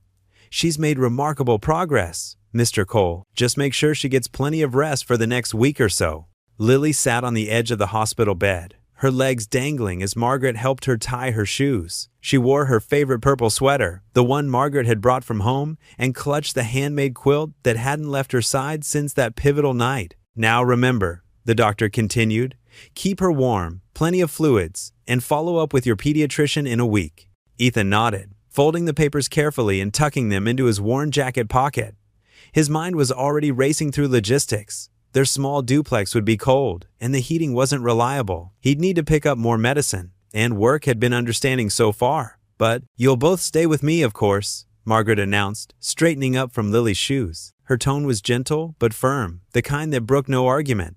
"That old house of mine is too big for just one person anyway." Ethan hesitated, his pride wrestling with practicality. "Margaret, we couldn't impose—" "Impose?" Margaret's eyebrows rose. "Family doesn't impose, Ethan Cole. Besides," she added softly, "I've missed too many years already." A nurse arrived with a wheelchair, hospital policy for discharge, and Lily giggled as she climbed in, the quilt wrapped around her shoulders like a cape. "Can we, Daddy? Please?" Ethan looked at his daughter's hopeful face, then at Margaret's determined one. The walls he'd built around their little world of two had been crumbling ever since that day in the grocery store. Maybe it was time to let them fall completely. "All right," he conceded, managing a small smile. "Just until you're better, Lilybug." The drive to Margaret's house was quiet, peaceful. Lily dozed in the back seat of Ethan's pickup, while Margaret sat in the passenger seat, humming softly to the gospel music playing low on the radio. The winter sun painted everything in soft gold, and the snow along the roadside sparkled. Margaret's cottage looked different now, warmer, more inviting than when they'd first visited with banana bread what felt like a lifetime ago. The white picket fence welcomed them home, and Christmas lights still twinkled along the porch railing Ethan had fixed. "I made up the guest room," Margaret said as they helped Lily inside. "And the little room next to it. Well, I hope you don't mind, but I thought Lily might like it. It was Michael's room, once." Ethan's throat tightened at the mention of his father's name, but he managed to nod. Together, they settled Lily into the small bedroom, its walls a soft yellow, with shelves of old children's books and a handmade dollhouse in the corner. "Look, Daddy," Lily exclaimed, some of her old energy returning as she pointed to the window seat piled with cushions. "It's perfect for reading." That first evening set the tone for the days that followed. Margaret cooked dinner, real, home-cooked food that made their usual boxed meals seem a distant memory. The kitchen filled with the aroma of pot roast and fresh rolls, while Lily sat at the counter, carefully coloring a thank you card for her nurses. "More potatoes, Ethan?" Margaret asked, already spooning them onto his plate. "You're too thin. A working man needs his strength." "The food's amazing," he admitted, accepting the second helping. "I haven't had a meal like this since—" He stopped, remembering. "Since your wife," Margaret finished gently. "Tell me about her." And so he did, while Lily listened and added her own memories, and Margaret reached across the table to squeeze his hand. The kitchen seemed to hold them all, wrapped in warmth and understanding. Bedtime brought its own rituals. Margaret had found an old music box that played "Jesus Loves Me," and Lily insisted on hearing it every night. They would gather in her room, Ethan in the rocking chair, Margaret perched on the bed's edge, and Lily snuggled under the quilt that now permanently belonged on her bed. "Will you tell me a story about Daddy when he was little?" Lily asked Margaret one evening, her voice still slightly raspy but stronger each day. "Oh, sweetheart," Margaret's eyes grew misty. "I wish I could, but I'm making up for lost time now, aren't I? I can tell you about your grandfather, though, when he was a boy in this very room." The days blended together in a gentle rhythm. Lily grew stronger, color returning to her cheeks. She spent mornings by the window seat, reading from Margaret's collection of old books. In the afternoons, she would help Margaret bake cookies or sort through photo albums, asking questions about each faded picture. Ethan found himself relaxing too, shoulders loosening from their perpetual tension. He still went to work, but coming home, really coming home, to a warm house filled with family, was a gift he'd forgotten he could have. One evening, about a week after leaving the hospital, Ethan tucked Lily into bed. The music box played softly on the nightstand, and moonlight painted silver patterns on the yellow walls. Her favorite stuffed bear, a gift from Margaret, sat propped against the pillows. Lily yawned, burrowing deeper under her quilt. "I like living here," she said sleepily, her eyes already closing. "It feels like home." The first warm breeze of March swept through Margaret's backyard, carrying with it the promise of spring. Dead leaves from last autumn still cluttered the flower beds, and the garden tools lay rusted in the old shed. But hope bloomed in the soil's earthy scent. Ethan stood beside Margaret, both of them surveying the dormant garden. His sleeves were rolled up, revealing forearms tanned from outdoor work. Margaret wore her favorite gardening apron, faded but clean, with pockets full of seed packets. "Your father loved this garden," Margaret said softly, kneeling to clear away some dead branches. "Every spring, he'd beg me to plant lilies. 'Just one more patch, Mom,' he'd say. Before I knew it, we had them everywhere." Ethan smiled, imagining a young Michael Hayes on his knees in this same soil. "What color were they?" "Oh, all kinds." Margaret's eyes lit up with the memory.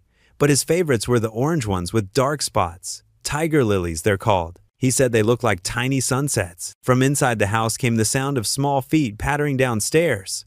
Lily appeared at the back door, still in her pajamas despite the late morning hour. She'd been sleeping better lately, her strength returning day by day. "Can I help?" she called out, pressing her nose against the screen door. "Get dressed first, honey," Ethan answered, "and put on your old shoes. It's muddy out here." While they waited for Lily, Ethan tackled the shed. The door creaked open to reveal garden tools hanging on pegs, some dating back decades. He found the old swing set's chains coiled in a corner, still solid despite their age. "I wondered where those went," Margaret said, appearing in the doorway. "Michael used to spend hours on that swing. Said it helped him think." Ethan lifted the chains, testing their strength. "I could fix it up. Lily would love it." "Would you?" Margaret's voice held a trace of wonder. "It's been so long since I heard a child laughing in this yard." Lily joined them, wearing overalls and rubber boots decorated with rainbow patterns. Her dark hair was pulled back in two slightly uneven braids. She'd insisted on doing them herself lately. "First," Margaret announced, holding up 3 pairs of gardening gloves, "we need to clear the beds. Lily, would you like to learn how to tell the difference between weeds and flower stems?" They worked through the morning, Margaret teaching as they went. She showed Lily how to grip weeds at their base, how to test soil moisture with her fingers, how to identify the first green shoots pushing through the earth. "Look," Lily exclaimed, pointing to a cluster of tiny leaves. "Something's already growing." "Those are daffodils," Margaret explained. "They're always first to wake up in spring. We'll plant the lilies near them. They bloom later when the daffodils are done." Ethan moved between helping them and working on the swing set. He'd found most of the original hardware in the shed, and the frame just needed cleaning and fresh paint. The rhythmic sound of his work provided a backdrop to Margaret and Lily's gardening lessons. By early afternoon, they'd cleared 3 flower beds. Margaret brought out sandwich plates and lemonade, setting them on the old picnic table. The spring sun warmed their shoulders as they ate. "When will the lilies bloom?" Lily asked, picking crusts off her bread. "Late summer," Margaret replied. "But good things are worth waiting for. Just like family." Ethan caught her eye across the table, understanding passing between them. These past weeks in Margaret's house had changed everything. What started as temporary shelter during Lily's recovery had grown into something deeper, more permanent. After lunch, they planted the lily bulbs. Margaret demonstrated the proper depth, measuring with her fingers. "Not too deep," she instructed, "but deep enough to feel secure." Lily copied her grandmother's movements carefully, tiny tongue poking out in concentration. She patted each mound of soil as if tucking the bulbs into bed. "That's right," Margaret encouraged. "They need gentle hands to grow strong." Ethan finished with the swing set as the afternoon waned. Fresh paint gleamed on the frame, and new seats hung from the restored chains. He gave them a test push, satisfaction warming his chest at the smooth motion. "All ready," he called out. "Want to try it, Lilybug?" Lily ran over, dirt still smudging her cheeks. Margaret helped her onto the seat, and Ethan gave a gentle push. Lily's delighted laugh rang through the yard, the same laugh that had echoed here decades ago when another child played in this garden. The first drops of rain caught them by surprise. Fat spring droplets began to fall, pattering on new leaves and freshly turned soil. Lily squealed and ran for the porch, but Ethan and Margaret lingered, watching the rain darken the earth where they'd planted new life. "Thank you," Margaret said quietly, her voice nearly lost in the soft rainfall, "for bringing my garden back to life. For bringing everything back to life." Ethan stood beside her, both of them sheltered by the old maple tree. Water dripped from its branches, but neither moved to leave. This moment felt too precious to break. "I never thought I'd have this again," Margaret continued. "A family. A reason to plant flowers and fix swings and bake cookies that disappear too fast." "Neither did I," Ethan admitted. "After losing Sarah, I thought Lily and I would always be alone." The rain fell steadily now, creating rivers of silver between the newly planted beds. Each drop seemed to whisper promises of growth, of renewal, of second chances blooming like lilies in summer Sunday. From the porch, Lily's voice called out, "Daddy, Grandma, you're getting all wet." They shared a smile, acknowledging the truth in her words, but still not moving. Sometimes, Ethan thought, the best moments came with a little rain. The afternoon sun streamed through Margaret's kitchen window, painting golden rectangles across the polished hardwood floor and casting a warm, honey-colored glow on the scattered photographs and letters spread across her sturdy oak dining table. She sat in her favorite chair, the one with the faded floral cushion that had molded to her form over countless years, fingers trembling as she traced the edges of a worn envelope she discovered among Ethan's belongings, while helping him move boxes into her spare room that morning. The envelope felt fragile between her weathered fingers, the paper soft and delicate from decades of careful storage. Her breath caught sharp in her throat when she recognized her own handwriting, those careful loops and curves she'd practiced as a schoolgirl, now spelling out Michael Hayes Sr. in faded blue ink. The paper had yellowed with age, edges slightly brown and brittle, but the words inside remained crisp and clear like wounds that never quite healed, no matter how much time passed. Margaret's heart hammered against her ribs as memories flooded back. She remembered the day she'd written this letter, sitting at this very table with tears streaming down her cheeks, pouring her broken heart onto paper, in hopes that somehow, someday, her words might bridge the chasm that had opened between mother and son. "Ethan?" she called out, her voice wavering slightly, barely above a whisper. She cleared her throat and tried again, louder this time. "Could you come here for a moment, dear?" Heavy footsteps creaked down the narrow hallway, the old floorboards groaning under his weight. Ethan appeared in the doorway, tall frame filling the entrance, wiping rich, dark garden dirt from his calloused hands with an old rag that had seen better days. His worn jeans were streaked with soil, and there was a smudge of earth on his forehead where he'd pushed back his hair. His expression softened immediately when he saw what she held, recognition flickering across his gentle features. "I found this while organizing your father's things," she said quietly, her voice barely steady. "I remember writing it, right after your grandfather passed. I was so lost then, so angry at the world." Ethan pulled out the chair beside her, the same chair his father had sat in as a boy, eating Margaret's homemade pancakes before school, and settled his long frame into it, close enough for their shoulders to touch. The familiar scent of honest work and spring air clung to him. "I found it tucked away in Dad's old things when I was going through his belongings after the funeral," he admitted, his voice thick with emotion. "I've been wanting to show you, but I wasn't sure how to bring it up without opening old wounds." Margaret's fingers trembled as she opened the envelope with infinite care, as if it contained something sacred. The paper inside crackled softly as she unfolded it, smoothing out the deep creases with hands that had aged but hadn't forgotten their gentle touch. The sound seemed to echo in the quiet kitchen, mixing with the distant melody of Lily's laughter drifting through the open window. She cleared her throat, adjusted her reading glasses that hung from a delicate gold chain, and began to read aloud, her voice growing stronger with each word. "Dearest Michael, I write this letter knowing you may never read these words, knowing that my pride has built a wall between us that seems impossible to tear down. But pride has kept me silent for too long, And now that your father has gone to be with the Lord, I can't bear the weight of unspoken words anymore. They're crushing me, son. I was wrong. So terribly, horribly wrong to let my grief over losing your father turn into anger toward you. When you told me you were leaving town with Sarah to start fresh, to build a life away from all this sadness, I should have embraced you both with joy. I should have celebrated your courage to choose love over sorrow. Instead, I let bitterness poison what should have been blessed. I let fear of being alone make me cruel to the one person I love most in this world. Margaret's voice cracked like ice on a warming pond. Ethan placed his strong, work-roughened hand over hers, steadying the shaking paper between them. His touch was warm and sure, exactly like his father's had been. I pray every day, she continued reading, fighting through tears that blurred the familiar words. Morning and night, on my knees beside this old bed, that God will grant me a second chance, that somehow, someday, through His infinite mercy, He'll bring you back to me.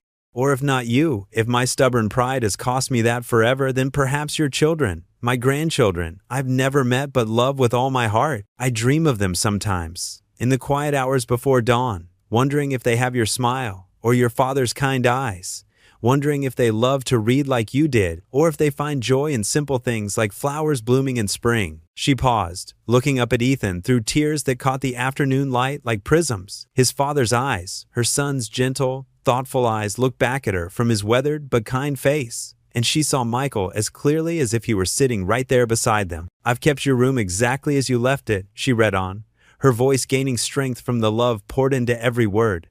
The model planes you built so carefully still hang from the ceiling, turning slowly in the draft from the window. Your baseball trophies still shine on the shelf, and I polish them every week like you're coming home tomorrow. Your books are still arranged just how you like them.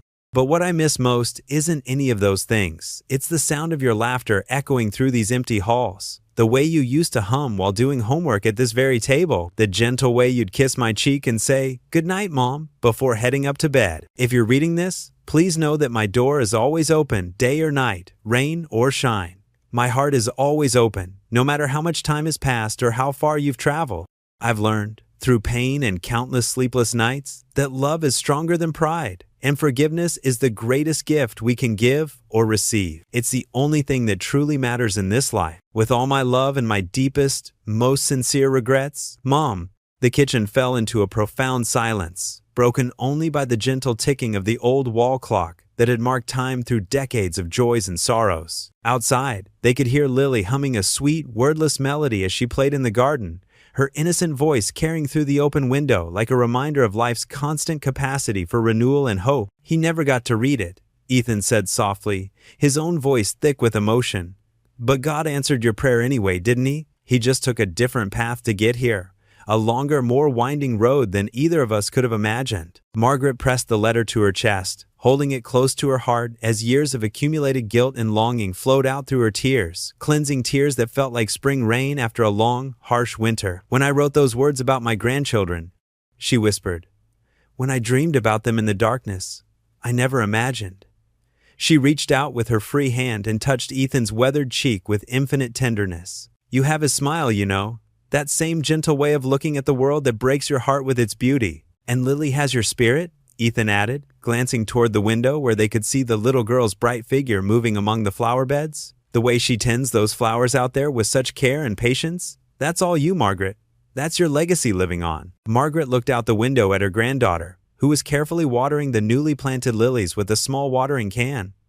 Her movements deliberate and loving, the same flowers her son had loved so much as a boy when he would help her in this very garden, his small hands dirty with soil and his face bright with wonder. The circle of life and love, broken for so long by pride and misunderstanding, had somehow found its way back to completion through grace and forgiveness. She stood slowly, her joints protesting after sitting for so long, and walked across the familiar kitchen to the old family Bible that rested on the credenza, the same Bible her mother had given her as a wedding gift, its leather cover worn smooth from years of faithful reading and countless hands that had turned its pages seeking comfort and wisdom. Opening it carefully to the book of Ruth, her favorite story of loyalty and redemption, she slipped the letter between its thin pages, where it would rest among the words of hope and promise that had sustained her through the darkest years. Grace never gets lost, she said, her voice steady now with newfound peace.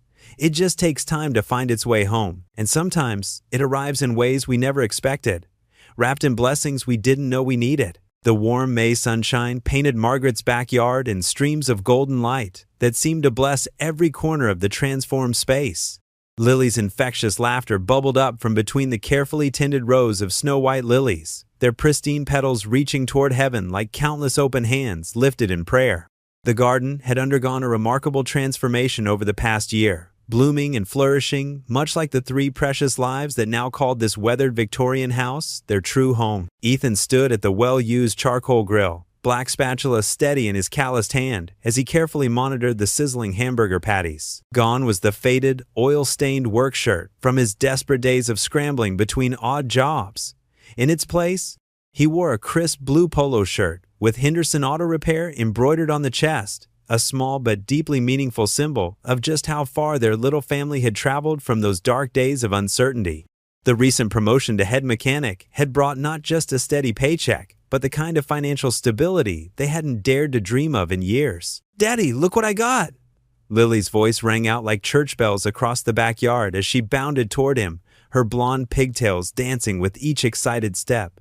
In her small hands, she clutched her third-grade report card like a precious treasure. "All A's again. Mrs. Thompson said I'm her best student in math." Ethan's face lit up with the kind of pure parental pride that could power a small city. He carefully set the spatula down on the grill's side table and crouched to her level, opening his arms wide. "That's my brilliant girl," he said, his voice thick with emotion as he enveloped her in a bear hug that lifted her clean off the ground. "You know what?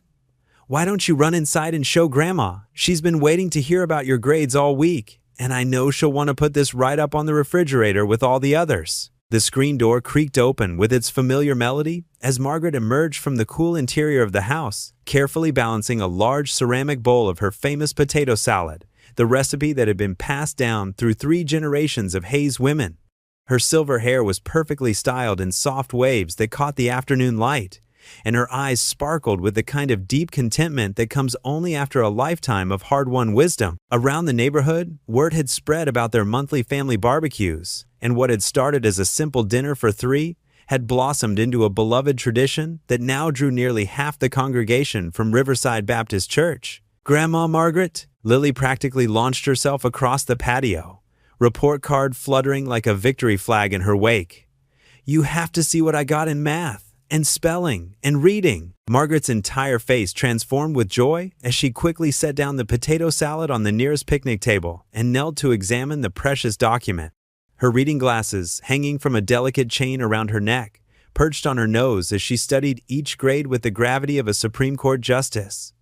"Oh, my precious sweetheart," she exclaimed, her voice filled with wonder. "You're absolutely brilliant, just like your daddy was at your age." Smart as a whip and twice as determined, she paused, a mischievous twinkle dancing in her eyes. "You know what? This kind of achievement calls for something very special." "But Grandma, it's not my birthday," Lily said, her brow furrowing with the kind of confusion that only children can manage when adults break the established rules of celebration. Margaret disappeared through the screen door with surprising speed for her 78 years, returning moments later with a small package wrapped in cheerful yellow paper and tied with a white satin ribbon.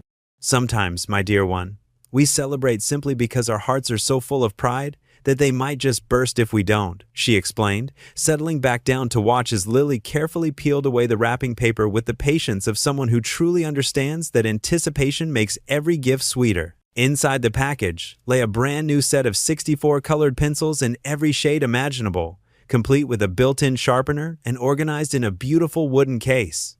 "For my budding artist," Margaret whispered, remembering all the drawings that now decorated her refrigerator and bedroom walls, pictures of their little family, the garden, and always, always butterflies. The first guests began trickling into the backyard right on schedule, each arrival bringing covered dishes that filled the air with mouth-watering aromas and warm greetings that made the space feel like the heart of the community.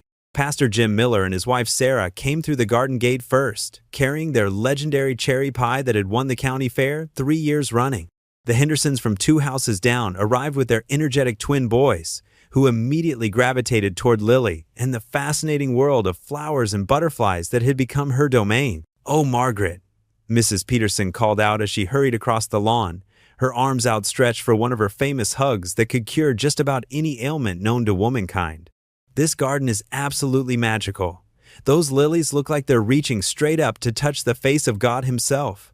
They're a true testament to divine grace. Margaret's weathered hand reached out to gently caress one of the pristine white blooms, her touch as tender as a mother's kiss. "And to precious memory," she added softly, her voice carrying the weight of love and loss that had shaped her into the woman she'd become. "Each and every one of these flowers reminds me of my Michael and how our merciful Lord can bring the most incredible beauty from the deepest loss." As the afternoon unfolded, the backyard transformed into a living picture of community and fellowship that would have made Norman Rockwell weep with joy. The space filled with a comfortable buzz of conversation, punctuated by bursts of genuine laughter. Children played elaborate games of tag that wove between the carefully tended garden rows, while adults gathered around the mismatched collection of picnic tables that somehow managed to accommodate everyone perfectly. The scene embodied everything Margaret had once believed was lost to her forever. Family connections, true friendship, and faith all beautifully intertwined in one perfect afternoon of blessing. When the time came for the meal, Pastor Jim rose from his seat at the head table, his gentle presence immediately commanding the respectful attention of the entire gathering. "Dear Lord," he began, his voice carrying the kind of authority that comes from years of walking alongside people through their darkest valleys and highest mountaintops, "we come before you with hearts overflowing with gratitude for this abundant food and precious fellowship. And we especially want to thank you for the powerful way you've shown us, through Margaret's beautiful family, that your love truly can heal the deepest wounds and restore what seemed lost forever." "Amen," the group echoed in unison, the word carrying the weight of shared belief and witnessed miracles. Margaret felt tears threatening to spill over as she reached for her napkin with trembling fingers. The overwhelming love surrounding her felt almost too much for her grateful heart to contain. "I hope you'll all forgive an old woman for speaking from her heart," she said, rising slowly from her chair with the dignity of someone who had learned that vulnerability was actually the highest form of strength. The animated conversations gradually faded to respectful silence as every face turned toward her, ready to receive whatever wisdom she felt called to share. "Just over a year ago, I was completely alone in this house, with nothing but bitter regret and crushing loneliness for company," she began, her voice gaining strength with each word. "I had lost my beloved husband to cancer, pushed away my precious son in my grief and stubborn pride, and convinced myself deep in my heart that I deserved every moment of the isolation I had created." Her voice trembled slightly, but she pressed on with the courage of someone who had learned that truth-telling was sacred work. She turned to smile at Ethan and Lily, her eyes shining with unshed tears of gratitude. "Then our gracious God, in His infinite wisdom and perfect timing, sent me a second chance disguised as strangers standing in a grocery store checkout line, though I had absolutely no idea at the time that I was witnessing the beginning of a miracle." Several of the women around the tables discreetly wiped away tears as Margaret continued, her words painting a picture of divine orchestration that left no doubt about the source of their blessings. "He sent me my grandson and great-granddaughter, carefully disguised as people in desperate need of help. And in the simple act of helping them, of opening my heart and my home, I discovered healing for wounds I thought would never stop bleeding." She gestured with both arms toward the flourishing garden that surrounded them all, the lilies standing like silent sentinels of hope in the golden afternoon light. "I learned something precious that I want to share with each of you. It's never, ever too late for grace to find us. Never too late for family to be restored. Never too late to start completely over with a clean slate." Her voice grew stronger as she pointed to the magnificent flowers. "These beautiful lilies? They're blooming in the exact spot where my bitterness and anger once grew like weeds. Every single flower serves as a daily reminder that our God truly can make all things new, no matter how broken they seem." After the meal concluded and guests began the familiar ritual of cleaning up and preparing to head home, Ethan discovered Margaret sitting quietly on the small wooden bench beside her favorite rosebush, the deep red variety that had been her wedding gift to herself 45 years ago. He approached slowly and settled beside her, both of them comfortable in the peaceful silence that was broken only by the distant sound of children's laughter echoing from the front yard. "You know something, Margaret?" he said finally, his voice thoughtful as he watched a butterfly land delicately on a nearby daisy. "For most of my life, I believed that faith was all about following rules perfectly and constantly worrying about judgment from God and other people. But you've shown me something completely different, that it's really about love extending beyond what we deserve and second chances when we think we've used them all up. Margaret reached over to pat his strong hand with her gentle one, her touch carrying decades of maternal wisdom. "Oh, my dear sweet boy," she whispered, her voice filled with wonder at the mysterious ways of Providence. "You showed me the exact same thing, and probably saved my life in the process. Sometimes it takes the pure, uncomplicated love of a child to teach us stubborn adults what grace actually means." They both turned to watch Lily as she patiently demonstrated the intricate art of daisy chain construction to a small group of fascinated friends. As the afternoon began to surrender to early evening, guests started the gradual process of saying their heartfelt goodbyes and gathering their empty dishes for the journey home. The last precious rays of sunshine painted the western sky in soft watercolor washes of pink and orange that seemed to glow with their own inner light. As darkness began to creep across the landscape, the first brave fireflies emerged from their daytime hiding places, their tiny lights beginning to dance between the flowers like living stars that had fallen to earth just to join their celebration. Margaret, Ethan, and Lily made their way to the wraparound porch and settled together onto the old wooden swing that had become their favorite spot for ending each blessed day.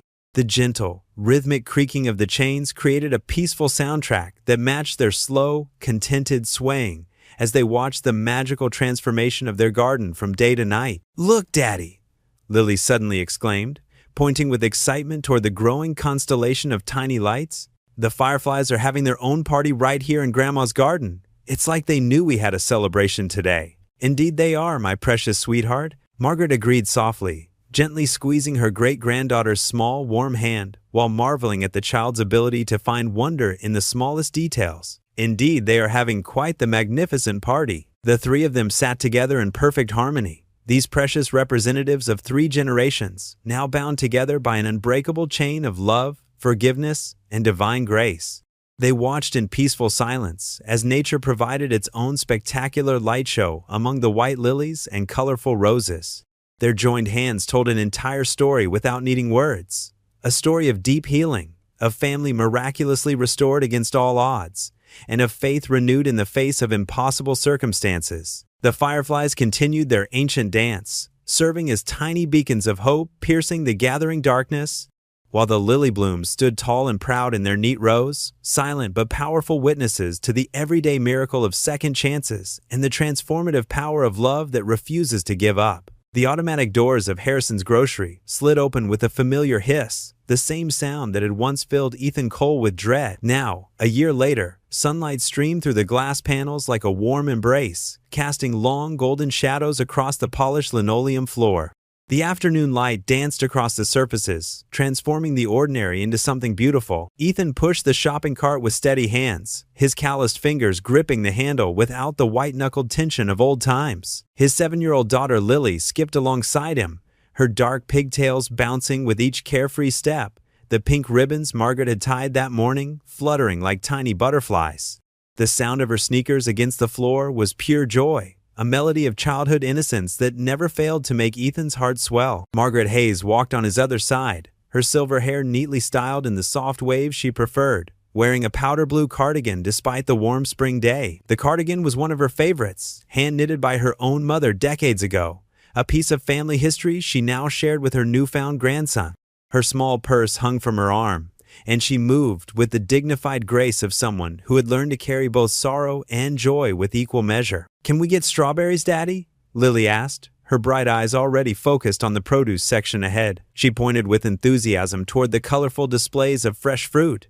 "We can make that pie Grandma Margaret taught us, the one with the lattice top that looks like a basket." "Of course, sweetheart," Ethan replied, steering the cart toward the fruit display with deliberate care. His work boots newer now, without the worn-through soles of before-made soft squeaking sounds against the freshly mopped floor.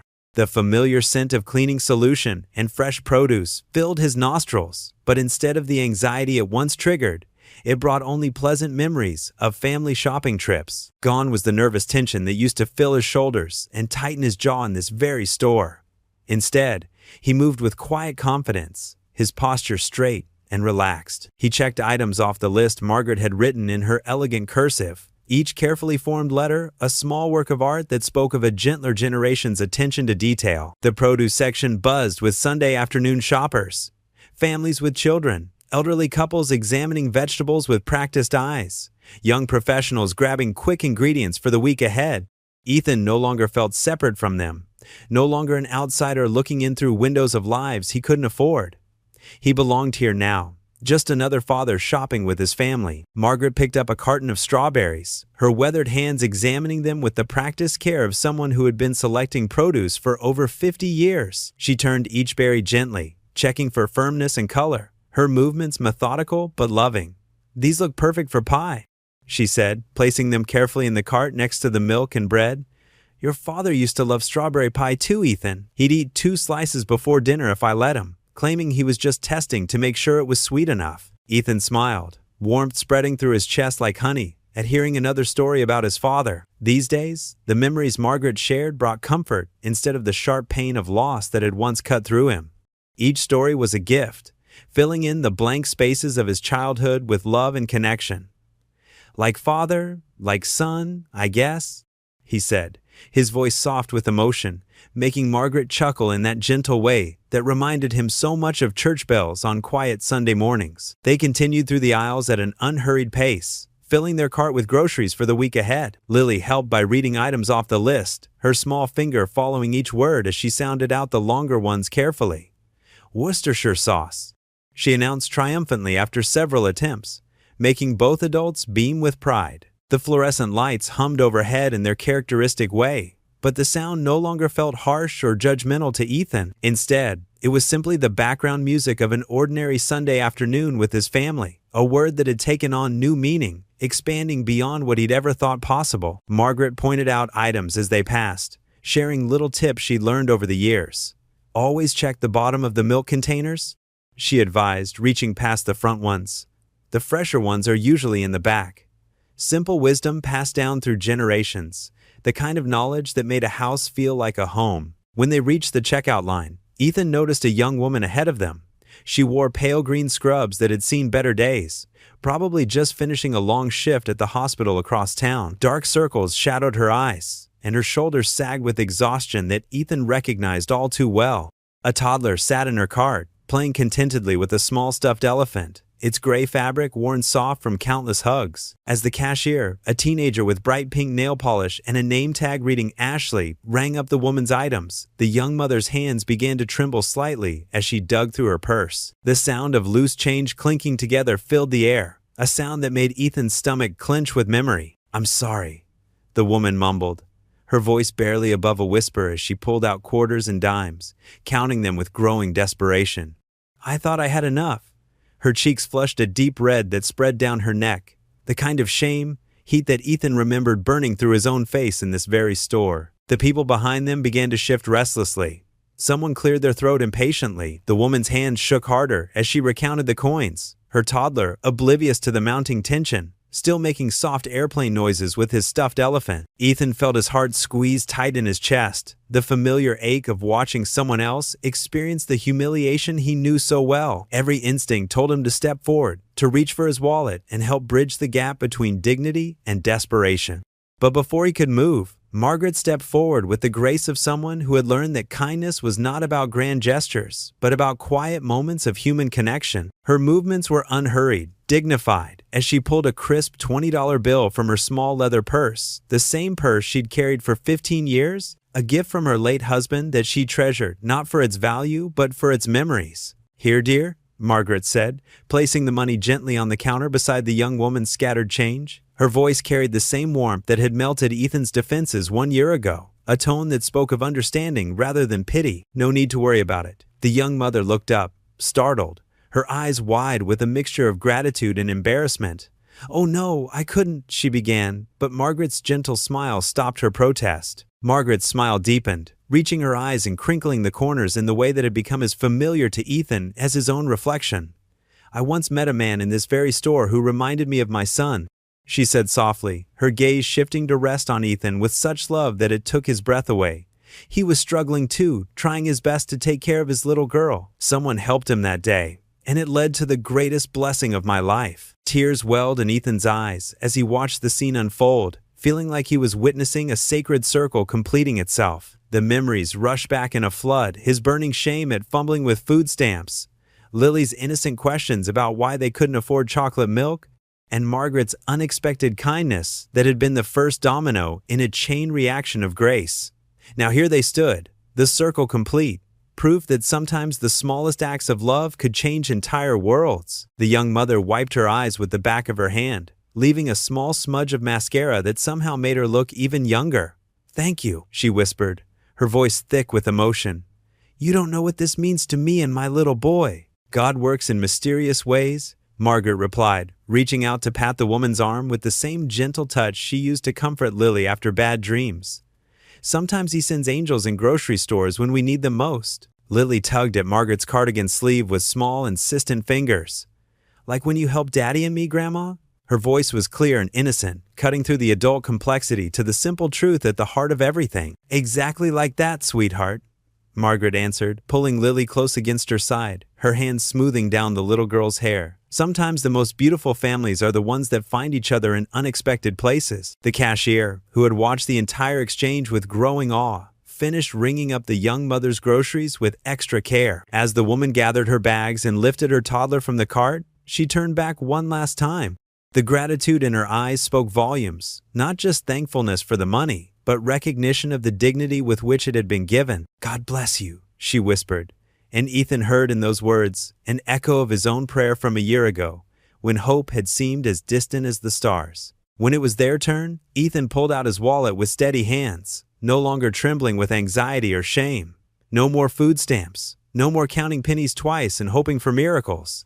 His new position as head mechanic at Morrison's Auto Shop provided well enough now, with benefits and respect that had seemed impossible in his darkest days. But more than financial security, he had something money couldn't buy: a family made whole through grace and second chances. Margaret placed their groceries in the cart with her usual care, while Lily helped, carefully handling the carton of eggs, just as her grandmother had taught her, treating each one like a precious treasure. The three of them walked toward the exit together, their footsteps creating a rhythm that spoke of belonging, of lives intertwined by something greater than chance. Sunlight poured through the glass doors ahead, warm and welcoming, bathing everything in golden light. It was the same light that had witnessed their first meeting, but now it felt different, not just illumination, but benediction, blessing the family that had been born in this ordinary place through extraordinary grace. What would you do if you were in their place? Comment your answer below, and let's see how you'd rewrite the ending. If you enjoyed the story of Ethan Cole, I handpicked the next story that you will enjoy. Please don't miss this one. Click here to watch it.